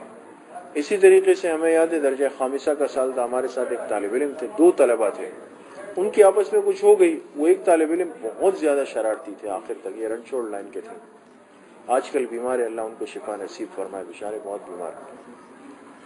تو وہ 2 طلبہ اپنے اس میں جو ہے نا وہ کرتے کرتے جو ہے بھاگے ایک دوسرے کے پیچھے، تو وہ 2 دروازے تھے کلاس کے، وہ ایک طالب علم اس سے نکلے، دوسرے نے شارٹ راستہ لینے کے لیے کیا کیا، جامعہ میں تو وہ تخت سے ہوتے ہیں نا، اس کے اوپر گدا، اس نے جناب علی اس پر پیر رکھا اور اس پر پیر رکھا، پھر جا کے اس میں چلا گیا۔ لیکن میں آپ سے ایک بات عرض کروں، میں نے ابھی اسی طالب علم کے لیے کہا کہ وہ بیمار ہیں، اللہ ان کو شفائے کلی دے، تکلیف میں ہے، لیکن اس طالب علم کے بعد کے احوال صحیح نہیں تھے ان کے، مسئلہ۔ بہرحال ایک پردہ ہے، اللہ ان پر رحم فرما لے، وہ کمزوری انسان ہے، نادانی میں ہو جاتا ہے، تو اللہ پاک کرے کہ توبہ کر لی ہوگی انہوں نے، بہرحال عالم ہے، لیکن یہ کہ بعد کے احوال صحیح نہیں رہے ان کے۔ تو یہ چیزیں دیکھیں معمولی نہیں ہیں، استاذ کے بیٹھنے کی جگہ ہیں، ان کے جوتے ہیں، ان کے تکیے ہیں، ان کی چیزیں ہیں، اس کو اس طرح بے تکلف استعمال نہ کریں، یعنی ارادتاً اور عادتاً نہ کریں، باقی ہو جائے تو کوئی مسئلہ نہیں ہے، اور بعض دفعہ ایک مانوسیت ہو جاتی ہے تو سب چیزیں چل بھی رہی ہوتی ہے، لیکن حتی الامکان خود احتیاط کرنی چاہیے انسان کو۔ حکیم الامت حضرت تھانوی رحمۃ اللہ علیہ نے اس میں آداب لکھے ہیں کہ طالب علم اور استاذ کو کیسے رہنا چاہیے، وہ پڑھنے چاہیے دوستوں آپ لوگوں کو، اس میں بہت اہم باتیں ہیں۔ حضرت تھانوی نے اس میں یہاں تک لکھا کہ طالب علم اور استاذ راستے میں جاتے ہوئے ایک محاذات میں نہیں چلے، تھوڑا سا طالب علم پیچھے فاصلہ رکھے، تھوڑا سا، بعض دفعہ رہنمائی کے لیے تو ساتھ ہونا ضروری ہے، لیکن اس ساتھ میں بھی تھوڑا سا فاصلہ رکھ کے چلے، اللہ ہے کہ استاذ خود کہے بھئی آگے جائیں تاکہ راستے کی رہنمائی ہو جائے، تو وہ پھر ایک الگ بات ہوتی ہے، سمجھ میں آ گئی؟ تو یہ چیزیں ہیں، تو اس کو تھوڑا سا سیکھنا چاہیے، اس سے علم میں نور آتا ہے، علم کی برکات انسان کو حاصل ہوتی ہے اور انسان بہت جلدی بہت آگے بڑھ کر ترقی کر لیتا ہے۔ جی اچھا، تو یہ تکریمہ کی بات تھی، آپ علیہ السلام نے فرمایا کسی کے تکریمہ پر جا کر نہ بیٹھے، الا یہ کہ وہ آدمی خود آپ کو بٹھا دے، وہ آپ کو کہے کہ بھئی جی آپ بیٹھ جائیں یہاں پر، پھر بیٹھ جائیں، پھر اس میں کوئی حرج نہیں ہے، پھر بیٹھ سکتے ہیں۔ خیر، اب یہاں پر جو اختلاف ہوا ہے وہ ہوا ہے کس میں، کہ امامت کے لیے احق للامامت کون ہے، اقرأ ہے یا اعلم ہے؟ سمجھ میں آ رہا ہے؟ احق للامامت کون ہے، اقرأ ہے یا عالم ہے؟ امام احمد بن حنبل रहिमहुल्लाह और इमाम मोहम्मद रहमतुल्लाह अलैह और ज़ाहिरिया, ये हजरात कहते हैं कि अक़रा मुक़द्दम है इस रिवायत को देखकर। कौन मुक़द्दम है? अक़रा।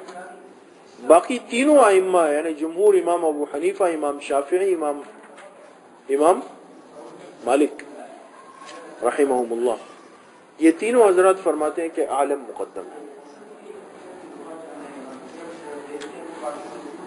अक़रा वालों का इस्तिदलाल किससे होगा दोस्तों? इस रिवायत से। वो कहते हैं बिल्कुल सराहतन अक़रा हो।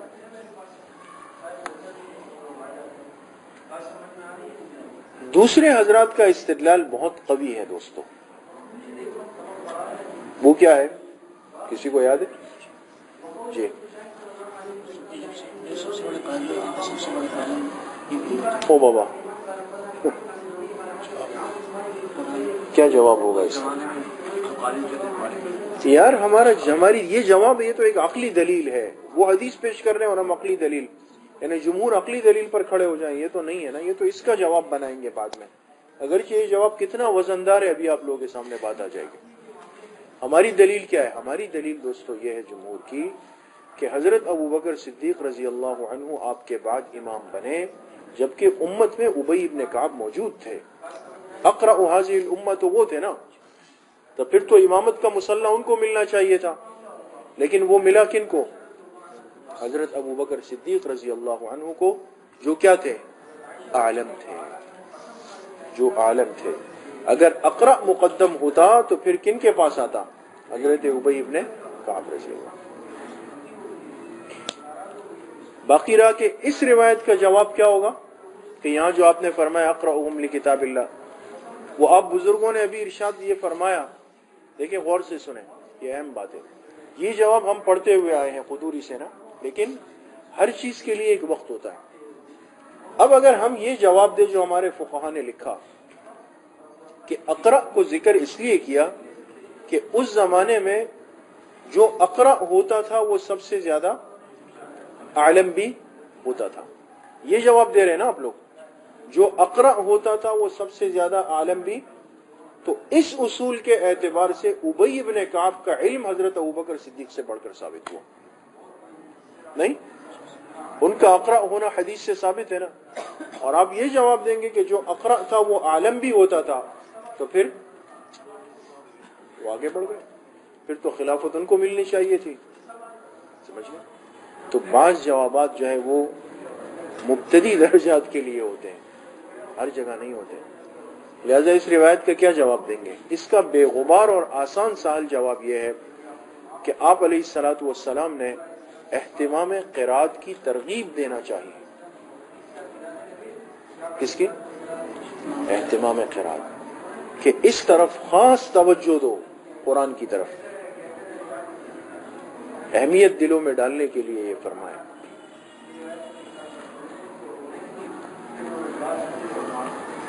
समझ गए? समझ में आ गई दोस्तों? तुम्हारा लिए सारी चीजें। जी, وعن ابي سعيد رضي الله عنه قال قال رسول الله صلى الله عليه وسلم اذا كانوا ثلاثه فليؤم احدهم। آپ علیہ الصلوۃ والسلام نے فرمایا اذا كانوا ثلاثه، جب تین افراد ہو تو فليؤمهم احدهم، چاہیے کہ ان میں سے ایک امام بن جائے، واحقهم بالامامه يقرؤهم، اور ان میں امامت کا سب سے زیادہ حقدار وہ ہوگا جو ان میں سب سے بڑا قاری ہوگا، جس کا قرات سب سے اچھی ہوگی، وہ کیا بن جائے؟ تو اس لیے کہ علم تو ان حضرات کے پاس تھا، ترغیباً آپ نے فرمایا کہ قاری کو امام بنا دیا جائے۔ باقی ایک جواب آپ حضرات نے یہ بھی پڑھا ہے مشہور کہ قرات کی ضرورت تو ایک رکن میں ہے، جبکہ علم کی اور مسائل کی ضرورت تو تمام ارکان کے اندر۔ اس لیے آپ حضرات حیران ہوں گے کہ جب امام نماز پڑھاتا ہے نا تو ائمہ دو طرح کے ہوتے ہیں، بہت تقریباً ائمہ علماء ہوتے ہیں، بعض ائمہ علماء نہیں ہوتے، وہ کیا ہوتے ہیں؟ حافظ ہوتے ہیں۔ آپ کو ان کی اور عالم کی نماز میں زمین آسمان کا فرق ملے گا، لیکن اس کے لیے تھوڑا سا، یعنی یہ تو ایک وہ چاہتا ہے۔ ہمارے حفظ کے استاذ ہیں اور چھوٹے ماموں بھی ہیں، حضرت قاری جلیل الرحمن صاحب حفظہ اللہ تعالی، اللہ ان کی عمر میں برکت نصیب فرمائے۔ وہ ایک دفعہ ہمیں فرمانے لگے کہ حضرت مولانا فضل محمد صاحب سواتی رحمۃ اللہ علیہ، جو جامعہ میں بڑے استاذ گزرے ہیں نا، ہم نے حضرت کی زیارت کی تھی، وہ تشریف لائے، اور چونکہ ان کا بہت بڑا عقیدت کا تعلق تھا ہمارے خاندان سے، خاص طور پہ ہمارے حضرت بڑے ماموں جان سے، تو خود تشریف لاتے تھے۔ تو فرمائے ایک دن آئے اور ان سے کہا کہ جمعرات کا دن تھا، کہا وہ ہے میں چاہتا ہوں کہ تھوڑی سی تفریح کے لیے چلے جائیں۔ حضرت قاری صاحب فرمانے لگے کہ مجھے انہوں نے فرمایا کہ آپ گاڑی نکال لیں، حضرت کو لے جانا ہے ذرا۔ اس وقت یعنی ایک تفریح کے لیے ساحل سمندر کلفٹن ہی ایک معروف جگہ تھی، اب تو بہت ساری جگہ، تو ہم نے کہا چلیں وہاں چلے جائیں گے، ساحل سمندر پہ تفریح کر لیں۔ تو کام عصر کے بعد گئے وہاں، اور وہاں سے نکلے، مغرب کا وقت تھا۔ تو اس جگہ پر ایک مسجد تعمیر تھی، اب تو بہت مشہور مسجد ہو گئی ہے وہاں کی، نام لینا شاید مناسب نہ ہو، ڈیفینس کی بڑی مشہور مسجد ہے ایک۔ تو کہا ہم نے وہاں مغرب کی نماز پڑھی۔ جب نماز ختم ہو گئی تو کہا کہ حضرت مولانا فضل محمد سواتی رحمۃ اللہ علیہ نے ایسے منہ میرے کان کے قریب کیا اور فرمایا ایک بات کہوں، کہا یہ امام حافظ تو ہے لیکن یہ عالم نہیں ہے، حالانکہ کوئی ان سے ملاقات کچھ بھی نہیں، کہا یہ عالم نہیں ہے جس نے نماز پڑھائی۔ کہا ہم خیر نکلے وہاں پہ، اور پھر تحقیق ہوئی تو واقعی وہ صرف حافظ تھے، وہ عالم نہیں تھے۔ یہ کیفیت ہوتی ہے، اور بہت ساری چیزوں سے بہرحال فرق محسوس ہوتا ہے۔ عالم کی جو نماز ہوتی ہے، پڑھانے کا انداز، وہ ایک مسائل کے دائروں میں رہ کر چل رہا ہوتا ہے، وہ بے ضرورت لمبے رکوع، لمبے سجدے، یہ جو ہم آج امامت کو اس چیز میں اہمیت دے رہے ہیں نا کہ لمبے لمبے سجدے ہیں، لمبے لمبے رکوع ہے، امامت کے لیے کہہ رہا ہوں، اپنی انفرادی نماز کے لیے نہیں۔ انفرادی نماز میں ہم لوگ 3 دفعہ سبحان اللہ پڑھتے ہیں، 3 دفعہ اللہ اکبر، لیکن امام بن گئے تو پھر چاہتے ہیں کہ یہ امام اب لمبا لمبا پڑھائے ہمیں۔ آگے روایت آ رہی، امام اور اس میں فرق یہ ہوتا ہے، امام کی جو نماز ہوتی ہے وہ سارے مقتدیوں کی کیفیات کو دیکھ کے چل رہی ہوتی ہے، اس کی تلاوت جو ہوتی ہے وہ ترتیب پہ چل رہی ہوتی ہے، سارے ارکان ترتیب پہ چل رہے ہوں گے۔ جو حافظ صاحبان ہوتے ہیں ان کی ساری توجہ تلاوت پر ہوتی ہے، اس کی اونچ نیچ پر ہوتی ہے، اس سے بھی فرق ہوتا ہے۔ خیر جی، الثاني عن ابن عباس رضي الله عنهما قال قال رسول الله صلى الله عليه وسلم يؤذن لكم خياركم ويؤمكم قراء۔ آپ علیہ الصلوۃ والسلام نے فرمایا چاہیے کہ تم میں سے آزان دے جو تم میں سب سے زیادہ سمجھدار ہو، اور تمہاری امامت کروائے وہ جو تم میں سب سے خوبصورت قرآن پڑھنے والا ہو، قاری ہو۔ جی۔ وعن ابي عطية العقيلي قال كان مالك بن حويرث يأتينا إلى مصلانا ويتحدث فحضرت صلاة۔ ابو عطیہ العقیلی کہتے ہیں کہ حضرت مالک ابن حویرث رضی اللہ عنہ، اور یہ صحابی ہے، فرماتے ہیں کہ حضرت مالک ابن حویرث یأتینا الی مصلانا، ہماری مسجد تشریف لاتے تھے ہمارے علاقے میں، ویتحدث، اور بیان بھی کرتے تھے۔ دیکھیں اس سے ثابت ہوا کہ صحابہ اکرام بھی بیانات کے لیے جاتے تھے، دوسرے مساجد میں بیان فرماتے تھے۔ ایک دن کیا ہوا کہ فحضرت الصلاۃ یوما، کہ حضرت مالک ابن حویرث آئے، بیان فرمایا اور نماز کا وقت قریب ہو گیا۔ قال ابو عطیہ کہتے ہیں فقلنا له، ہم نے ان سے کہا تقدم فصلی، حضرت آج آپ آگے پڑھ کے نماز پڑھا دیں ہمیں۔ وقال لنا، تو انہوں نے فرمایا نہیں، قدموا رجلا منکم، تم میں سے ہی ایک آدمی آگے بڑھے، یصلی بکم، اور تمہیں نماز پڑھائے، وساحدثکم لم لا اصلی بکم، اور اب میں تمہیں بتا دوں گا نماز کے بعد کہ میں تمہیں نماز کیوں نہیں پڑھا رہا ہوں۔ پھر فرمایا سمعت رسول اللہ صلی اللہ علیہ وسلم، میں نے سنا آپ علیہ الصلوۃ والسلام سے، آپ نے فرمایا من زار قوما فلا یؤمهم، جو کسی قوم سے ملنے کے لیے جائے تو ان کی امامت نہ کروائے، ولیؤمهم رجل منهم، بلکہ چاہیے کہ انہی میں سے ایک آدمی کیا بن جائے، امام بن جائے اس قوم کا۔ اس میں بڑی حکمت کی بات ہے۔ بہرحال ایک موٹی سی بات اس میں یہ ہے کہ ظاہر سی بات ہے کہ اس نے تو ایک دن آنا ہے پھر نہیں آنا، یہ تو چلے جائیں گے یہاں سے، لیکن بعض دفعہ کیا ہوتا ہے کہ اس سے لوگ متاثر ہو جاتے ہیں بہت زیادہ، کسی بھی اس سے تلاوت سے یا نماز سے یا کیفیات سے، تو وہ تو پڑھا کے چلے گئے اپنی جگہ پر، وہ لوگ پھر کہیں گے کہ گورے زمانگا امام صاحب جس سے خستب اس نے پڑھا ہوا، ہمارے امام صاحب کہاں ایسی پیاری نماز پڑھاتے ہیں۔ اور یہ اس سے بات بنتی ہے دوستو، راستے سے راستہ بنتا ہے۔ جی وعن انس رضي الله عنه قال استخلف رسول الله صلى الله عليه وسلم من يؤم الناس. حضرت انس رضی اللہ عنہ سے روایت ہے کہ آپ علیہ الصلوۃ والسلام نے عبداللہ ابن ام مکتوم کو اپنا نائب بنایا. آپ لوگوں کی امامت بھی کرواتے تھے جبکہ آپ نابینا تھے. آپ جب سفر پہ تشریف لے جاتے تو عام طور پہ ان کو مدینہ میں اپنا نائب بنا لیتے. یہ امام بھی ہوتے, نابینا تھے, لیکن نابینا ہونے کے باوجود بعض نابینا حافظ صاحبان طہارت و نظافت کا بہت خیال رکھتے ہیں. سمجھ گئے؟ بہت سارے قرہ صاحبان نابینا ہوتے ہیں نا, بلکہ ہمارے ہاں پشتو زبان میں تو اس کو کہتے ہی حافظ صاحب ہے, نابینا کو. اور کیا ہے کبھی آپ لوگوں نے؟ جو نابینا ہوتے تھے, ہم نے سنا اپنے بڑوں سے, وہ کہتے تھے حافظ صاحب نابینا کو, اس لیے کہ عام طور پہ نابینا جو حضرات ہوتے تھے حفظ قرآن کر لیتے تھے. بہت سارے حفظ کے جو قرہ حضرات تھے وہ نابینا تھے, جیسے جو مشہور نہیں ہے حفظ کے قاری فتح محمد صاحب پانی پتی رحمۃ اللہ علیہ, بعد میں ان کی بینائی بھی ختم ہوئی. یہ تو بعد میں پھر وہ ہوگا. اسی طرح اب بھی دارالعلوم کراچی میں قاری عبد الملک صاحب ہیں, بہت بڑے قاری ہیں, اور قاری صاحب جو ہے وہ ابتدان نابینا ہے, وہ ہے. اور بھی ہم نے دیکھا, لیکن ان کی نظافت و طہارت عجیب ہوتی ہے, مسلمہ ہوتی ہے, بہت احتیاط کے ساتھ چلتے ہیں. جی. وعن ابي امامه رضي الله عنه قال قال رسول الله صلى الله عليه وسلم ثلاثه لا تجاوز صلاتهم. آپ علیہ الصلوۃ والسلام نے فرمایا 3 آدمیوں کی نماز ان کے کانوں سے اوپر نہیں جاتی, بس یعنی اللہ قبول نہیں کرتے, کانوں سے تجاوز نہیں کرتی. 3 کون ہیں؟ العبد العابق حتى يرجع, وہ بگوڑا غلام یہاں تک کہ لوٹ آئے, یعنی غلام اپنے مالک سے بھاگ جائے, یہ بہت بڑا گناہ ہے. ہاں اگر وہ واپس آ جائے, توبہ کر لے تو پھر صحیح ہے, ورنہ اس غلام کی نماز قبول نہیں ہوگی. وَامْرَأَةٌ بَاتَتْ وَزَوْجُهَا عَلَيْهَا سَاخِطٌ, اور وہ عورت جو رات گزارے اور اس کا شوہر اس پر ناراض ہو, یعنی شوہر سے لڑائی کی, غصہ ہوا, کچھ ہوا, ناراض ہو گئی, شوہر ناراض ہو کے سو گیا, بیوی بھی سو گئی, کوئی پرواہ نہیں کی اس نے کہ بھئی شوہر ناراض ہو گیا. تو اگر رات اس طرح گزر گئی تو یہ اس عورت کی نماز قبول نہیں. تو یہ لمحہ فکریہ ہے آج کل کی عورتوں اور مستورات کے لیے, جو بات بات پہ لڑتی ہے اور پھر مہینے جا کے ناراض ہو جاتی ہے.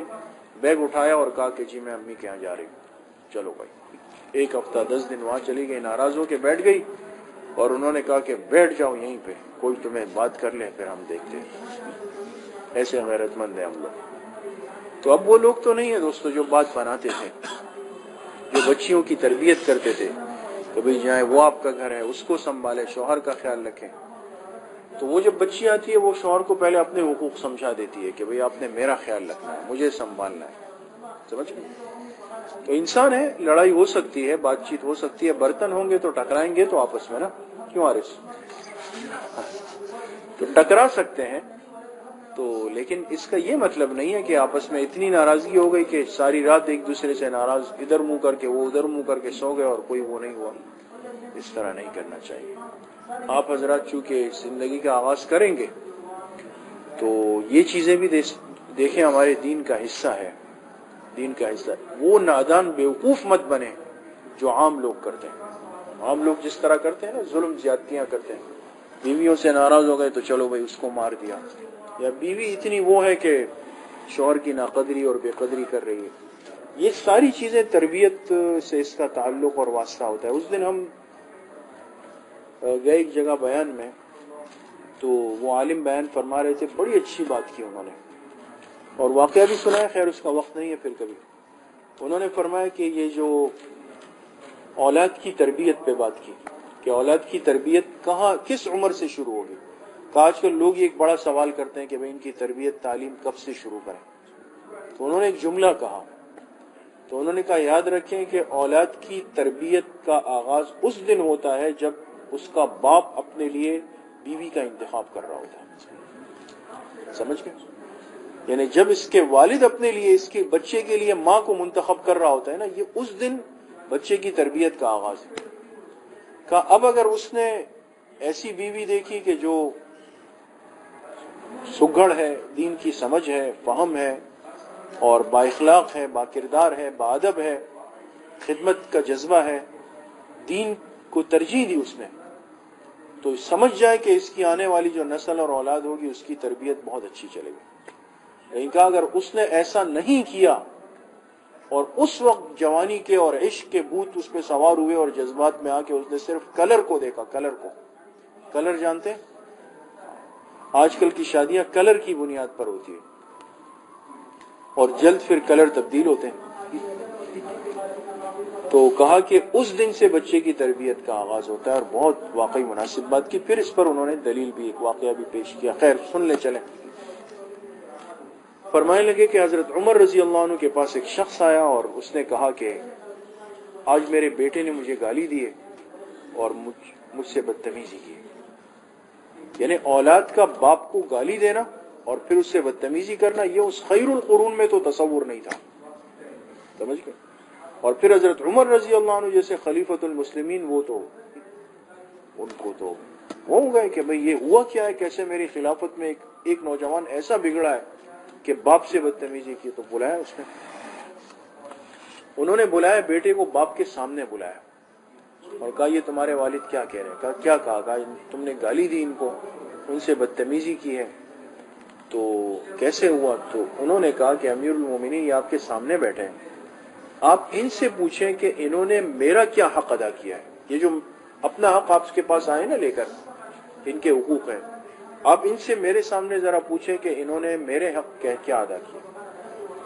تو حضرت عمر رضی اللہ عنہ نے فرمایا کہ انہوں نے تمہارے کیا حق تلفی کی باپ نے، اب اصل بات سمجھنے کی۔ تو انہوں نے فرمایا کہ سب سے پہلی حق تلفی تو یہ کی کہ میرے لیے جس ماں کا انتخاب کیا وہ ماں صحیح نہیں تھی، یعنی جو بیوی ہے ان کی نا صاحب، اور آگے الفاظ ہے اس میں کہ انہوں نے جس عورت سے شادی کی وہ مشہور تھی فاحشہ، یعنی ان سے محبت ہو گئی، اور حالانکہ وہ عورت ایک گناہ کی زندگی میں تھی۔ خیر، تو کہا کہ جب میں پیدا ہوا، اب میں بڑا ہوا، تو میں جب باہر جاتا ہوں تو لوگ مجھے کہتے ہیں کہ تم تو فلاں عورت کے بیٹے ہو، فاحشہ عورت کے بیٹے ہو، تو میں تو دنیا کو منہ ہی نہیں دکھا سکتا ہوں۔ تو میرے باپ نے پہلا ظلم تو میرے ساتھ اس دن کیا کہ جب اس نے ایسی ماں کا انتخاب کیا، میری زندگی تو برباد ہو گئی، سمجھ گئے؟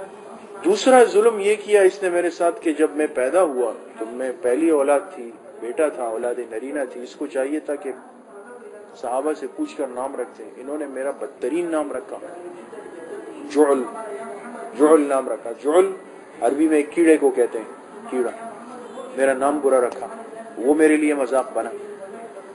چلو وہ ہو گیا۔ تیسرا یہ کہ جب میں سمجھدار اور بڑا ہونے لگا تو پھر میرا حق تھا کہ یہ میری تعلیم و تربیت کا انتظام کرتے، انہوں نے اس پہ کوئی توجہ نہیں دی، میں بڑا ہو گیا۔ جب نہ میری ماں نے میری تربیت کی، نہ میرا نام اس قابل رہا کہ میں لوگوں سے مل سکوں، نہ میری تعلیم و تربیت کا انتظام ہوا، تو میں اس کو گالی نہیں دی تو اور کیا کروں؟ تو کہتے ہیں حضرت عمر نے اس کے والد سے کہا کہ تیرے بیٹے نے جو تیرے ساتھ کیا اس میں تیرا ہاتھ ہے، اس نے غلط نہیں کیا۔ سمجھ میں آ گئی؟ تو اس لیے میرے عزیز طلبہ، آپ لوگ آگے بڑھیں گے، ابھی آپ لوگوں کے رشتوں کی باتیں ہوں گی، ہونی ہے، ایک چیز ہے، اللہ سب کے نصیب اچھے کرے، خوبصورت کرے، خوشگوار زندگیاں نصیب فرمائے، لیکن یہ زندگی کا دوسرا قدم ہوتا ہے دوستوں۔ جیسے حدیث میں آتا ہے نا، آپ علیہ الصلوۃ والسلام کی ولادت دو موقعوں پر ہوئی، ایک آپ جو تشریف لائے اور دوسرا جب آپ کو 40 سال پہ نبوت ملی۔ تو اس سے سمجھ میں آیا، علماء نے لکھا کہ انسان کی زندگی پہ دو مرحلے گزرتے ہیں، ایک ولادت سے لے کر تزویج تک، دوسرا تزویج سے لے کر کے موت تک، اور بہت ساری چیزیں تزویج پر سمجھ آتی ہے کہ وہ کیا ہے، زندگی کا ایک دوسرا آغاز ہوتا ہے۔ تو میں عرض یہ کرنا چاہتا ہوں آپ حضرات سے کہ دیکھیں ابھی آپ لوگ فارغ ہوں گے، انشاءاللہ عالم بنیں گے، مفتی بنیں گے، سیکھ لیں گے، جب سمجھدار ہوں گے تو ماں باپ کی بڑی فکر ہوگی کہ بھئی آپ لوگوں کے لیے رشتے ہوں اور آپ حضرات کی بیویاں آئیں۔ تو ہمیشہ اس چیز میں یاد رکھیں کہ اپنے بڑوں کی، اپنے مخلص بڑوں کی بات کو ترجیح دیں، اور کوشش یہ کریں کہ ایسی بیویوں کا انتخاب ہو کہ جن کے اندر دین کی بھی سمجھ ہو، دنیا کی بھی سمجھ ہو، اس لیے کہ اچھی بیوی مستقبل کی اچھی ماں ہے، وہ آپ کی اولاد کی تربیت کر سکے گی، اس کی گود سب سے پہلی تربیت گاہ ہوگی۔ اور اگر آپ لوگوں نے کہا نہیں بھئی اس طرح ہو، نہیں بھئی اس طرح ہو، اس دن ہمیں ایک طالب علم کی شکایت آئی، پہنچتی ہے ہمیں، تو ہم بتاتے نہیں ہیں، لیکن بہت ساری چیزیں ہمارے دلوں میں دفن ہیں دوستوں، امانتیں. ایک طالب علم ہے ہمارے، ایک اچھے خاصے طالب علم ہیں، ان کی والدہ کی طرف سے پیغام آیا کہ بھئی ہم اس کے لیے رشتہ ڈھونڈ رہے ہیں، وہ کر رہے ہیں، لیکن جہاں ہم ہاتھ رکھتے ہیں وہ کرتے ہیں، یہ کہہ رہے ہیں نہیں اس کا رنگ سانولا ہے، نہیں اس کا قد یہ ہے، اس کا فلاں وہ ہے. اچھا بھئی کیا کریں؟ ہم نے اس سے پوچھا تو کہا میرے لیے ایسی بیوی ہو جس کا رنگ گورا ہو، جس کے یہ ایسے ہو، قد اس کا اچھا ہو، جس کی انگریزی تعلیم ہو، جس کی فلاں تعلیم ہو، اور یہ ہو. تو یاد رکھیے کہ یہ کلر اگر آپ لوگ جو جیسے عید میں جا کے ہم بلیک اینڈ وائٹ گائے ڈھونڈتے ہیں نا، اگر آپ لوگ ان کلر اور ان چیزوں کو ترجیح دیں گے نا تو کل گھروں کے مسائل کے لیے ذہنی طور پہ تیار رہیں. پھر وہ بیوی اگر آپ کو خود سر مل گئی تو پھر آپ کے سارے سکون اور یہ ساری تلچھٹ ہو جائے گی، ختم ہو جائے گی. تو شادی خانہ آبادی ہوتی ہے، گھر کو آباد کرنا ہوتا ہے، زندگی کو بنانا اور گزارنا ہوتا ہے. یہ صرف محض وقتی طور پہ لذت اور شہوت کا وہ نہیں ہے. اس چیز کو سمجھ لیں دوستوں، ورنہ پھر بہت بڑا نقصان ہو جاتا ہے اس چیز سے. اس لیے کوشش کریں وہ بیوی آئے، ایسی عورت ہو آپ کے نکاح میں آئے کہ جس کی زندگی میں دین کا حصہ ہو. ضروری نہیں کہ وہ عالمہ، حافظہ، قاریہ، مفتیہ ہو، یہ چیزیں نہیں ہیں کہ بھئی عالمہ ہوگی تو ہم جی بھئی عالمہ سے. آج کل بعض لوگ اس پہ جو ہے نا وہ اپنی طرح نکالتے ہیں کہ بھئی جی عالمہ سے شادی ہو رہی ہے، عالمہ سے میری شادی ہو رہی ہے. پھر نکاح کے بعد ایسے خاموش ہوتے ہیں کہ یاد ماضی عذاب ہے یا رب، چھین لے مجھ سے حافظہ میرا. ہاں پھر بیچارے بولتے ہی نہیں. ارے بھائی کیوں خاموش ہو گئے؟ سمجھ، یہ باتیں آپ کو کوئی نہیں بتائے گا، نہ کسی کتاب میں ملے گی. اس لیے ان چیزوں میں ہمیشہ احتیاط کریں. رنگ کا گہرا ہو، سانولا ہو، وہ تو ایک قسمت کی چیز ہے. اگر رنگ بہت گورا چٹا سرخ ہے، سب کچھ ہے، لیکن اس بیوی کے پاس نہ اخلاق ہے، نہ آپ کے آداب ہے، نہ آپ کے ماں باپ کے آداب ہے، نہ آپ کی خدمت کا جذبہ ہے، تو کیا کرنا ہے؟ اس کو شو پیس بنانا ہے آپ نے؟ وہ تو نہیں ہے. اور اگر کوئی ایسی نہیں ہے لیکن الحمدللہ گھر چلا سکتی ہے، آپ کا چولہا سنبھال سکتی ہے، آپ کے بچوں کی تربیت کر سکتی ہے، آپ کے ماں باپ مہمانوں کا خیال کر سکتی ہے، یہ آپ کی زندگی کو عزتوں سے بھر دے گی دوستوں. سمجھ گئے؟ تو اس لیے شرائط نہیں رکھیں، شرائط نہیں. ہاں جہاں تک سنت اجازت دیتی ہے اپنی پسند کو، اگر آپ کو محسوس ہو کہ رشتہ ایسی جگہ جا رہا ہے کہ جو غلط ہو رہا ہے معاملہ، فوراً اس پہ ایکشن لیں، فوراً اس پہ وضاحت کریں. غلط انتخاب سے بھی ہم نے بہت سارے اپنے ساتھیوں کی زندگیوں کو خراب ہوتے ہوئے دیکھا ہے دوستوں. بعض دفعہ ماں باپ بڑی نادانی کر لیتے ہیں، اپنے عالم بیٹے کے لیے بالکل ایک ایسی عورت کو لے آتے ہیں کہ جن کا ماحول بالکل آزاد ہوتا ہے. وہ یہاں آ جاتی ہے. اب دو صورتیں ہیں، یا تو یہ اس کے رنگ میں رنگ جائے گا اور ماں باپ کو زبردست لات مار دے گا، گھر کو سب کچھ اس کا ہو جائے گا، یا پھر یہ کہ ذہنی مناسبت نہیں ہو رہی، اس نے ساری زندگی دین میں، مسجد میں، مدارس میں گزاری ہے، وہ اس کو کہہ رہی ہے کہ ہاتھ میں ہاتھ ڈال کے یہاں جاتے ہیں، ہاتھ میں ہاتھ ڈال کے وہاں جاتے ہیں، یہ تصویر کھینچتے ہیں، وہاں تصویر. اب ذہن تیار نہیں ہے اور بیوی ناراض ہو رہی. سمجھ میں آ گئی؟ تو اس لیے یہ چیزیں ہیں. تو ہمیشہ جو ہے نا مشورے کے ساتھ، استخارے کے ساتھ، بڑوں کی رائے کو سامنے رکھتے ہوئے چلیں. اگر ایک چیز آپ کو سمجھ نہیں آ رہی اس کا فوراً اظہار کریں اپنے ماں باپ سے کہ بھئی یہ معاملہ ہے، مجھے کھٹکا ہے، اس میں سمجھ نہیں آ رہی، کل پریشانی نہ ہو. تو بالکل وقت پہ کر لیں. سمجھ جی، پتہ نہیں کہاں سے بات چلی. وَإِمَامٌ قَوْمٍ لَهَا وَهُمْ لَهَا كَارِهُونَ. تیسرا وہ آدمی جو کسی قوم کا امام ہو اور لوگ اس کو ناپسند کرتے ہیں. امام بنا ہوا ہے لیکن لوگ اس کے پیچھے بمشکل ایسی نماز پڑھ رہے ہیں بس. باقی لوگ کہتے ہیں یہ کیا امام ہے، اور یہ ہے، اور یہ وہ ہے، اور یہ کیا ہے ہمارا امام ہے، یہ تو خود سارا دن جو ہے نا وہ گھٹ کے ماوے کھا رہا ہے، یہ تو خود جو ہے نا یہ اس نے داڑھی خراش تراش کی ہوئی ہے، اس نے جو ہے نا یہ کیا ہوا ہے، یہ تو سارا دن یہاں پہ کھڑا ہوا ہے، وہاں پہ کھڑا ہوا ہے. تو یہ چیزیں جو ہے نا نقصان دہ ہوتی ہے. اس لیے امامت کے منصب کے بعد بہت زیادہ احتیاط کرنی پڑتی ہے. سمجھ گئے؟ جی. وعن ابن عمر رضی اللہ عنہ قال قال رسول اللہ صلی اللہ علیہ وسلم ثلاثة لا تقبل منهم صلاتهم. آپ علیہ الصلوۃ والسلام نے فرمایا تین آدمی ہیں جن کی نماز قبول نہیں ہوتی. نمبر 1 من تقدم قوما وهم له كارهون، ایک وہ آدمی جو آگے بڑھا لوگ اس کو ناپسند کرتے ہو. نمبر 2 ورجل اتى الصلاة دبارا، وہ آدمی جو نماز میں پیچھے آتا ہو. والدبار وان ياتيها بعد ان تفوته، دیوار اس کو کہتے ہیں کہ نماز فوت ہونے کے بعد آئے، ہمیشہ جو ہے اس وقت داخل ہو رہا ہے مسجد میں کہ لوگ نکل رہے ہیں، یہ آ رہا ہے، اچھا نماز ہو گئی، اچھا نماز ہو گئی، روز اس طرح کر رہا ہے. چلو ایک دن سمجھ میں آتا ہے نا، لیکن روز اس طرح کر رہا ہے تو یہ خود متحرک ہے.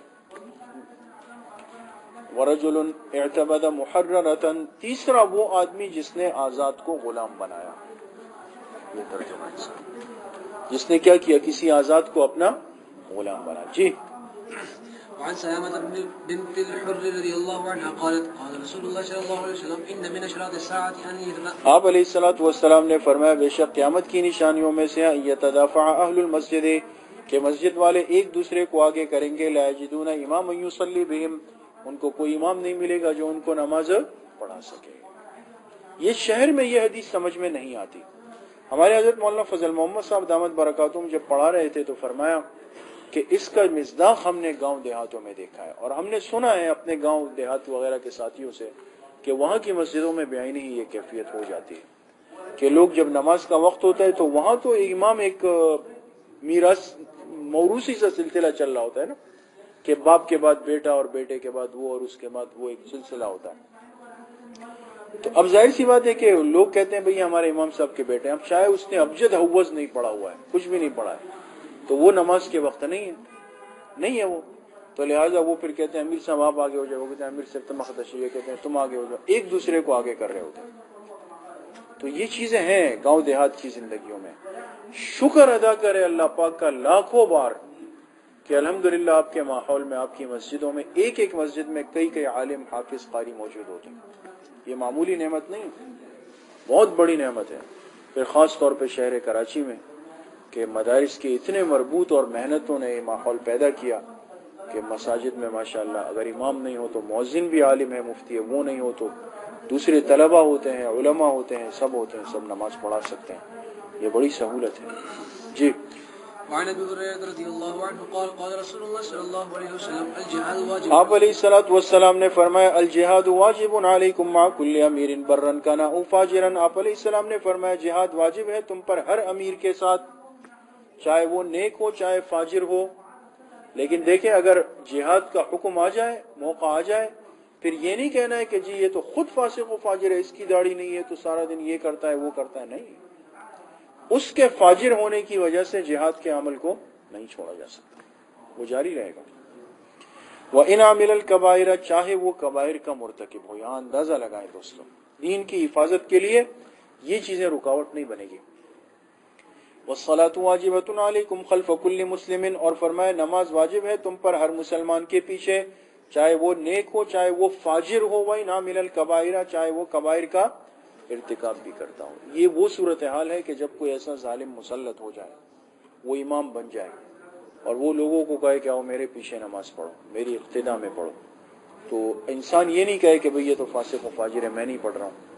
تو ظاہری طور پر فتنے سے بچنے کے لیے اور انتشار کو ختم کرنے کے لیے اس کی اقتداء میں کیا کر لیں، نماز پڑھ لیں. اور فرمایا والصلاۃ واجبۃ علی کل مسلم، صلاۃ کے اوپر لکھے نماز جنازہ.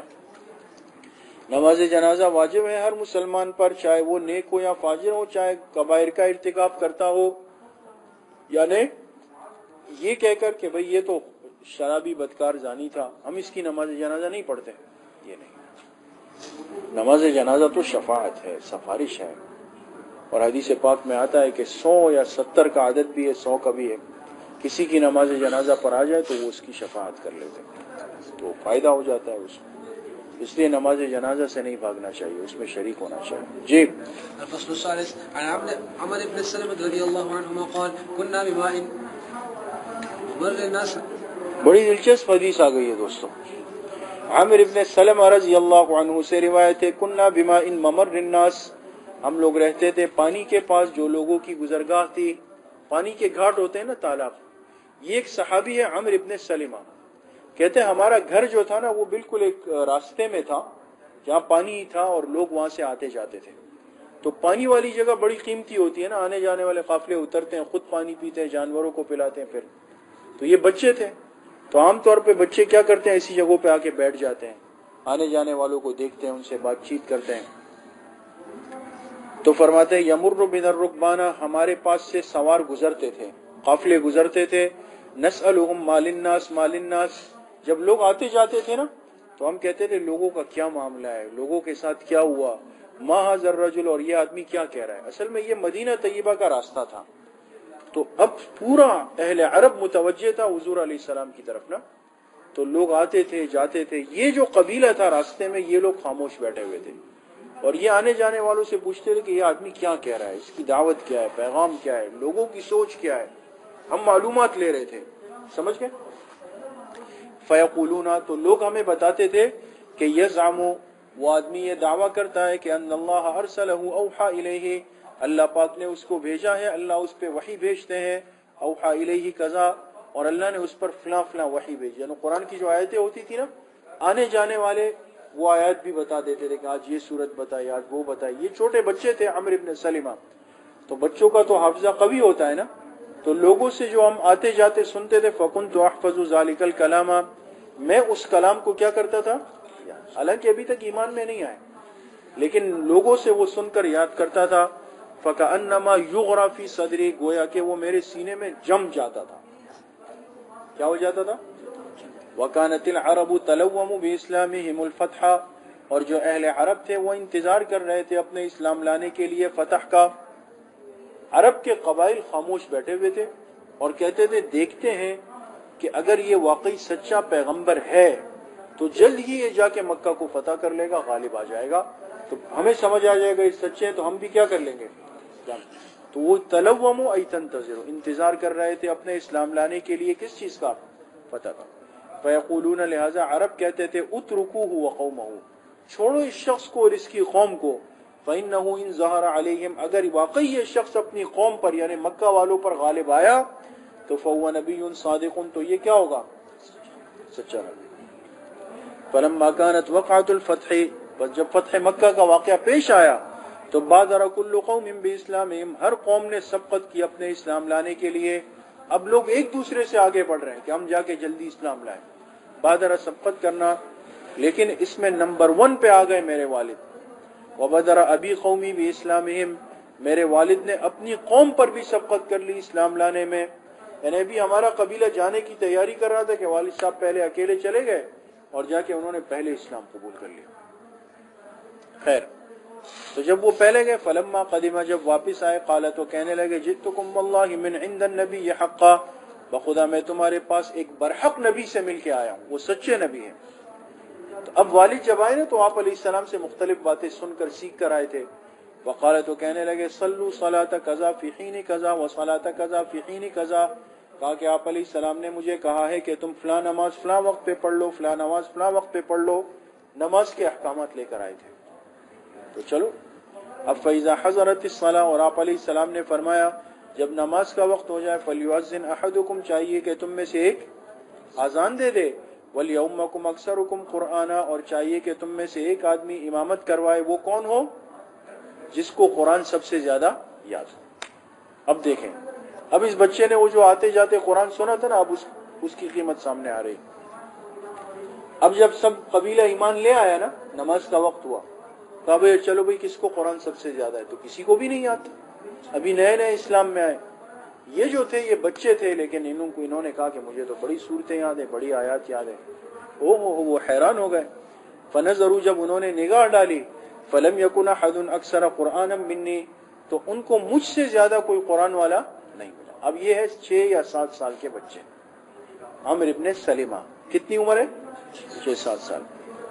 تو مجھے قرآن سب سے زیادہ یاد تھا، اور کیسے یاد ہوا، لما کنت اتلقى من الرکبان، کہ میں قافلے والوں سے سیکھ رہا تھا، سیکھ لیتا تھا قافلے والوں سے۔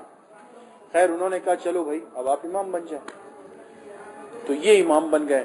فقدمونی بین ایدیہم، انہوں نے مجھے آگے کیا، وانا ابن 6 او 7 سنین، میں 6 یا 7 سال کا تھا۔ اب ظاہر سی بات، چھوٹے سے بچے تھے نا، تو وکانت علی بردۃ، میرے اوپر ایک چھوٹی سی چادر میں پہن کے نماز پڑھاتا تھا۔ کنت اذا سجدت، اور جب میں سجدے میں جاتا، تقلصت عنی، تو وہ چادر اٹھ جاتی، چھوٹی سی چادر تھی نا تو وہ اٹھ جاتی تھی، یعنی میں اتنا ناسمجھ چھوٹا تھا، چادر اوپر ہو جاتی۔ تو ایک دن کیا ہوا، میں نماز پڑھا رہا تھا، لوگ پیچھے نماز پڑھ رہے تھے، جب ہم سجدے میں گئے تو چادر تھی چھوٹی سی نا، کوئی زیادہ کپڑے تو نہیں تھے، وہ اٹھ گئی اوپر۔ وقالت امرأة من الحي، تو قبیلے کی ایک عورت گزر رہی تھی، عورت، اس نے جب دیکھا اس نے کہا الا تغطون عنا استقارئکم۔ اب دوستو اس کے دو ترجمے ہیں، ایک ترجمہ تو اردو میں ہوگا، اگر آپ لوگ کہیں اور اجازت دیں، مناسب سمجھیں، ایک ترجمہ اس کا فرمایا ہمارے استاد محترم حضرت مولانا انور صاحب دامت برکاتہم نے پشتوں میں، تو کس میں ترجمہ کریں؟ ہاں پشتوں میں کریں، اجازت ہے کر لیں۔ اب مولانا انور صاحب والا ترجمہ سنیں۔ وہ عورت جب گزری اس نے دیکھا، فرمایا الا تغطون عنا استقارئکم، تاسو د خپل قاری سے پناٹی والله پټوي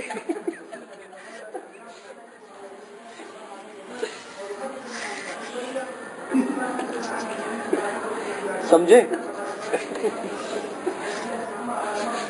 مقصد یہ تھا کہ قاری صاحب کی جو پچھلی شرمگاہ ہے تو اس کو چھپاؤ۔ خیر، جب عورت نے کہا تو اب لوگوں کو احساس ہوا، فاشتروا، تو انہوں نے کیا کیا، میرے لیے کپڑا خریدا، امام صاحب کے لیے کپڑا خریدا، فقطعوا لی قمیصا، میرے لیے قمیص سی لی، فما فرحت بشیء فرحی بذلک القمیص، میں اتنا کسی چیز سے خوش نہیں ہوا جتنا اس قمیص کو پہن کر، یہ تو شان تھی، مجھے کپڑے مل گئے بھائی۔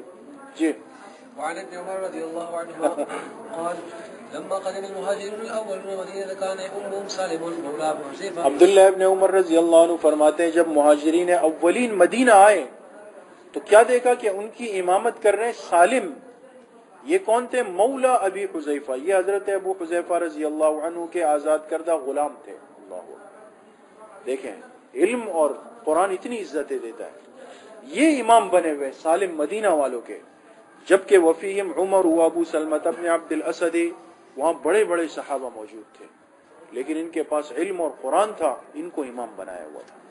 جی وعن ابن عباس رضی اللہ عنہ قال قال رسول اللہ صلی اللہ علیہ وسلم عبداللہ ابن عباس رضی اللہ عنہ فرماتے ہیں آپ علیہ الصلوۃ والسلام نے فرمایا ثلاثۃ لا ترفع لهم صلاتهم فوق رؤوسهم شبرا، تین آدمیوں کی نماز ان کے سر کے اوپر ایک بالش بھی نہیں جاتی، سر کے اوپر سے۔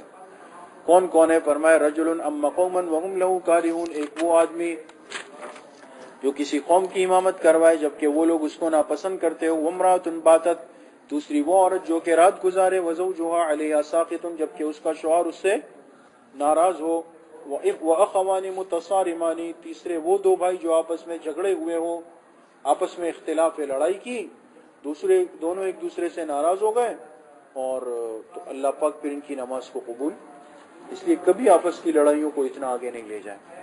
طالب علمی میں بھی ہو جاتا ہے، طلباء میں بھی لڑائیاں ہو جاتی ہے، اور انسان ہے، فطرت ہے، اونچ نیچ ہو جاتی ہے، 19-20 ہوتا ہے، لڑائی ہو گئی تو آگے بڑھ کر ایک دوسرے سے معافی تلافی کریں، اس کو ختم کریں، ورنہ تو پھر نمازوں کا معاملہ ہے وہ پھر قبول نہیں ہوگی دوست۔ جی باب ما علی الامام، یہ باب ہے کہ امام کی ذمہ داری کیا ہے، امام کو کیا کرنا چاہیے، کیسی نماز پڑھانی چاہیے۔ جی عن انس رضی اللہ عنہ قال ما صلیت وراء امام قد وخف حضرت انس رضی اللہ عنہ سے روایت ہے کہ ما صلیت وراء امام قد وخف صلاة ولا اتم صلاة من النبی صلی اللہ علیہ وسلم، میں نے کبھی کسی امام کے پیچھے ایسی نماز نہیں پڑھی جو ہلکی بھی ہو، جو مکمل بھی ہو، نماز بھی ہلکی اور تام، کن کے مقابلے میں؟ حضور علیہ الصلوۃ والسلام کے مقابلے میں۔ وَإِن كَانَ لَا يَسْمَعُ بُكَاءَ الصَّبِيِّ، اگر آپ بچے کے رونے کی آواز سن لیتے، فَيُخَفِّفُ مَخَافَةَ أَن تُفْتَنَ أُمُّهُ، آپ اپنی نماز کو ہلکا فرما لیتے اس خوف سے کہ اس کی ماں فکر مند ہوگی، تفتنا فکر مند۔ جی وعن ابي قتادة رضي الله عنه قال قال رسول الله صلى الله عليه وسلم اني لا ادخل في الصلاه، آپ علیہ الصلوۃ والسلام نے فرمایا میں نماز میں داخل ہوتا ہوں، وانا اريد اطالتها، میرا ارادہ ہوتا ہے نماز کو لمبا کر کے پڑھانا، فاسمع بكاء الصبي، کہ اتنے میں بچے کے رونے کی آواز سنتا ہوں، فاتجوز في صلاتي، میں اپنی نماز کو ہلکا کر لیتا ہوں، کیوں؟ مما اعلم من شدت وجد امه من بكائه، اس لیے کہ میں جانتا ہوں کہ اس کی ماں کتنی تکلیف محسوس کر رہی ہے اس بچے کے رونے کی وجہ سے۔ جی وعن ابي هريره رضي الله عنه قال قال رسول الله صلى الله عليه وسلم اذا صلى احدكم الناس فليخفف، آپ علیہ السلام نے فرمایا تم میں سے جب کوئی لوگوں کو نماز پڑھائے فلیخفف، تو کیا کرے؟ ہلکی نماز پڑھائے، ہلکی، کیوں؟ فإن فيهم السقيم والضعيف والكبير، اس لیے کہ لوگوں میں بیمار بھی ہے، کمزور بھی ہے، بڑی عمر کے بھی ہے۔ ہاں وَإِذَا صَلَّى أَحَدُكُمْ لِنَفْسِهِ، جب کوئی اپنے لیے نماز پڑھ رہا ہو، سنت نوافل مستحبات، فلیطول ما شاء، تو جتنا چاہے اس کو لمبا کر دے، پھر مسئلہ نہیں ہے. جی. وعن قيس بن ابي حازم قال اخبرني ابو مسعود رضي الله عنه ان رجلا قال والله يا رسول الله اني لا اتاخر عن صلاه الغداة من ایک آدمی نے عرض کیا کہ اے اللہ کے رسول صلی اللہ علیہ وسلم، بخدا انی لا تاخر عن صلاة الغداة من اجل فلان مما يطيل بنا، میں فجر کی نماز سے اس لیے مؤخر ہوتا ہوں، پیچھے رہتا ہوں فلاں کی وجہ سے، اس لیے کہ مما يطيل بنا، وہ کیا کرتے ہیں، ہمیں بہت لمبی قرات کرواتے ہیں. وما رأيت رسول اللہ صلی اللہ علیہ وسلم فی موعظۃ اشد غضبا منه یومئذ، میں نے آپ علیہ الصلوۃ والسلام کو نصیحت میں اتنا غصے میں کبھی نہیں دیکھا جتنا اس دن آپ نصیحت کرتے ہوئے غصہ ہوئے. ثم قال، پھر فرمایا، ان منکم منفرین، تم میں سے بعض لوگ منفرین ہیں، لوگوں میں نفرتیں پیدا کرنے والے. پھر فرمایا، ایکم ما صلی بالناس فلیتجوز، جو تم میں سے لوگوں کو نماز پڑھائے تو ہلکی پڑھائے. فإن فیہم الضعیف والکبیر وذا الحاجہ، اس لیے کہ لوگوں میں کمزور بھی ہے، بڑی عمر کے بھی ہے، ضرورت مند بھی ہوتے ہیں. جی. وعن ابي هريره رضي الله عنه قال قال رسول الله صلى الله عليه وسلم يصلون لكم فإن صابوا وصلكم وإن آپ علیہ الصلوۃ والسلام نے فرمایا، یصلون لکم، یہ حکمران تمہیں نمازیں پڑھائیں گے. یصلون کی ضمیر حکمرانوں کی طرف ہے دوستو، یہ حکمران تمہیں نمازیں پڑھائیں گے. فإن اصابوا، بس اگر وہ صحیح رہے، صحیح رہے کا مطلب اگر وہ حکمران صحیح تھا، اس نے وقت پہ نماز پڑھائی اور آداب کی رعایت رکھتے ہوئے پڑھائی، فلکم، تو تمہیں تمہاری نماز کا پورا اجر ملے گا. اصل میں فلکم ولہم، تمہیں بھی ملے گا اور ان کو بھی ملے گا. لیکن وَإِنْ أَخْطَئُوا، اگر انہوں نے کوئی غلطی کی تو تم اس وجہ سے نماز مت چھوڑنا ان کے پیچھے، ورنہ فتنے پیدا ہوں گے. فلکم، تمہیں تو تمہارا اجر ملے گا، وعلیہم، باقی وبال ان پر ہوگا. سمجھ میں آگے؟ لہذا اگر غلط اور نالائق امام کی اقتداء مجبوراً لازم آ جائے، مجبوری ہو جائے، تو پڑھ لو، تمہارا اجر ضائع نہیں فرمائیں گے اللہ پاک. باقی جو انہوں نے نمازیں خراب کی ہے تو اس کا وبال ان کی گردن پہ آ جائے. جی. الفصل الثالث عن عثمان بن عبد العاص رضي الله عنه قال آخر ما عهد إلي رسول الله. عثمان ابن ابو العاص رضی اللہ عنہ فرماتے ہیں، آخر ما عهد الی رسول اللہ صلی اللہ علیہ وسلم، سب سے آخری بات جو آپ علیہ الصلوۃ والسلام نے مجھ سے کہی، عہدہ، مجھ سے وصیت فرمائی، فرمائی اذا اممت قوما، کسی قوم کی امامت کرو، فاخف بهم الصلاۃ، تو ان کو ہلکی نماز پڑھاؤ. رواہ مسلم. وفی روایت لو ان رسول اللہ صلی اللہ علیہ وسلم قال له ام قومک، ایک اور روایت میں کہ آپ علیہ السلام نے ان سے فرمایا اپنی قوم کے امام بن جاؤ. قال قلت، فرماتے ہیں میں نے عرض کیا، یا رسول اللہ انی اجد فی نفسی شیئا، اے اللہ کے رسول صلی اللہ علیہ وسلم، میں پاتا ہوں اپنے دل میں کچھ کھٹک. شیئن کے کیا ترجمہ ہے؟ یعنی میں امامت کے لیے تیار ہوں لیکن دل میں کچھ کھٹکا سا ہوتا ہے کہ پتہ نہیں میں پڑھا سکتا ہوں نہیں پڑھا سکتا، میں اس قابل ہوں نہیں ہوں، ہے نا. قال، آپ نے فرمایا ادنو، آپ نے فرمایا قریب ہو جاؤ. کیا ہو جاؤ؟ فرمایا قریب ہو جاؤ. فاجلسنی بین یدیہ، مجھے اپنے سامنے بٹھا دیا. ثم وضع کفہ فی صدری بین ثدییہ، پھر آپ نے اپنی ہتھیلی میرے سینے پر رکھ دی، درمیان میں بالکل سینے پر رکھ دی. ثم قال، پھر فرمایا تحول، اب مڑ جاؤ. میں مڑ گیا. فوضع فی ظہری بین کتفیہ، پھر آپ نے اپنا ہاتھ مبارک رکھ دیا میری پیٹھ پر، بین کتفیہ، میرے دونوں کاندھوں کے درمیان، پہلے آگے سے رکھا پھر پیچھے سے رکھا. ثم قال، فرمایا ام قومک، جاؤ اپنے قوم کے امام بن جاؤ. فمن ام قوما فلیخفف، جو اپنی قوم کا امام بنے چاہیے ہلکی نماز پڑھائے. فإن فیہم الکبیر وإن فیہم المریض وإن فیہم الضعیف وإن فیہم ذا الحاجہ، اس لیے کہ لوگوں میں بڑی عمر کے بھی ہے، مریض بھی ہے، کمزور بھی ہے، ضرورت مند بھی ہے. فإن صلی أحدکم وحدہ، ہاں اگر کوئی اکیلے نماز پڑھے، فلیصلی کیف یشاء، کیف شاء، پھر جیسے چاہے پڑھے. جی. وعن ابن عمر رضي الله عنهما قال كان النبي صلى الله عليه وسلم يأمرنا بالتخفيف ويأمرنا بالصافات. عبداللہ ابن عمر رضی اللہ عنہ فرماتے آپ علیہ السلام ہمیں حکم دیتے تھے تخفیف کا اور ہماری امامت کرواتے تھے سورہ صافات کے ساتھ، یعنی کبھی کبھی سورہ صافات بھی پڑھ لیتے تھے، ضروری نہیں کہ پوری پڑھی ہو بلکہ اس میں سے کچھ حصہ پڑھ لیتے تھے.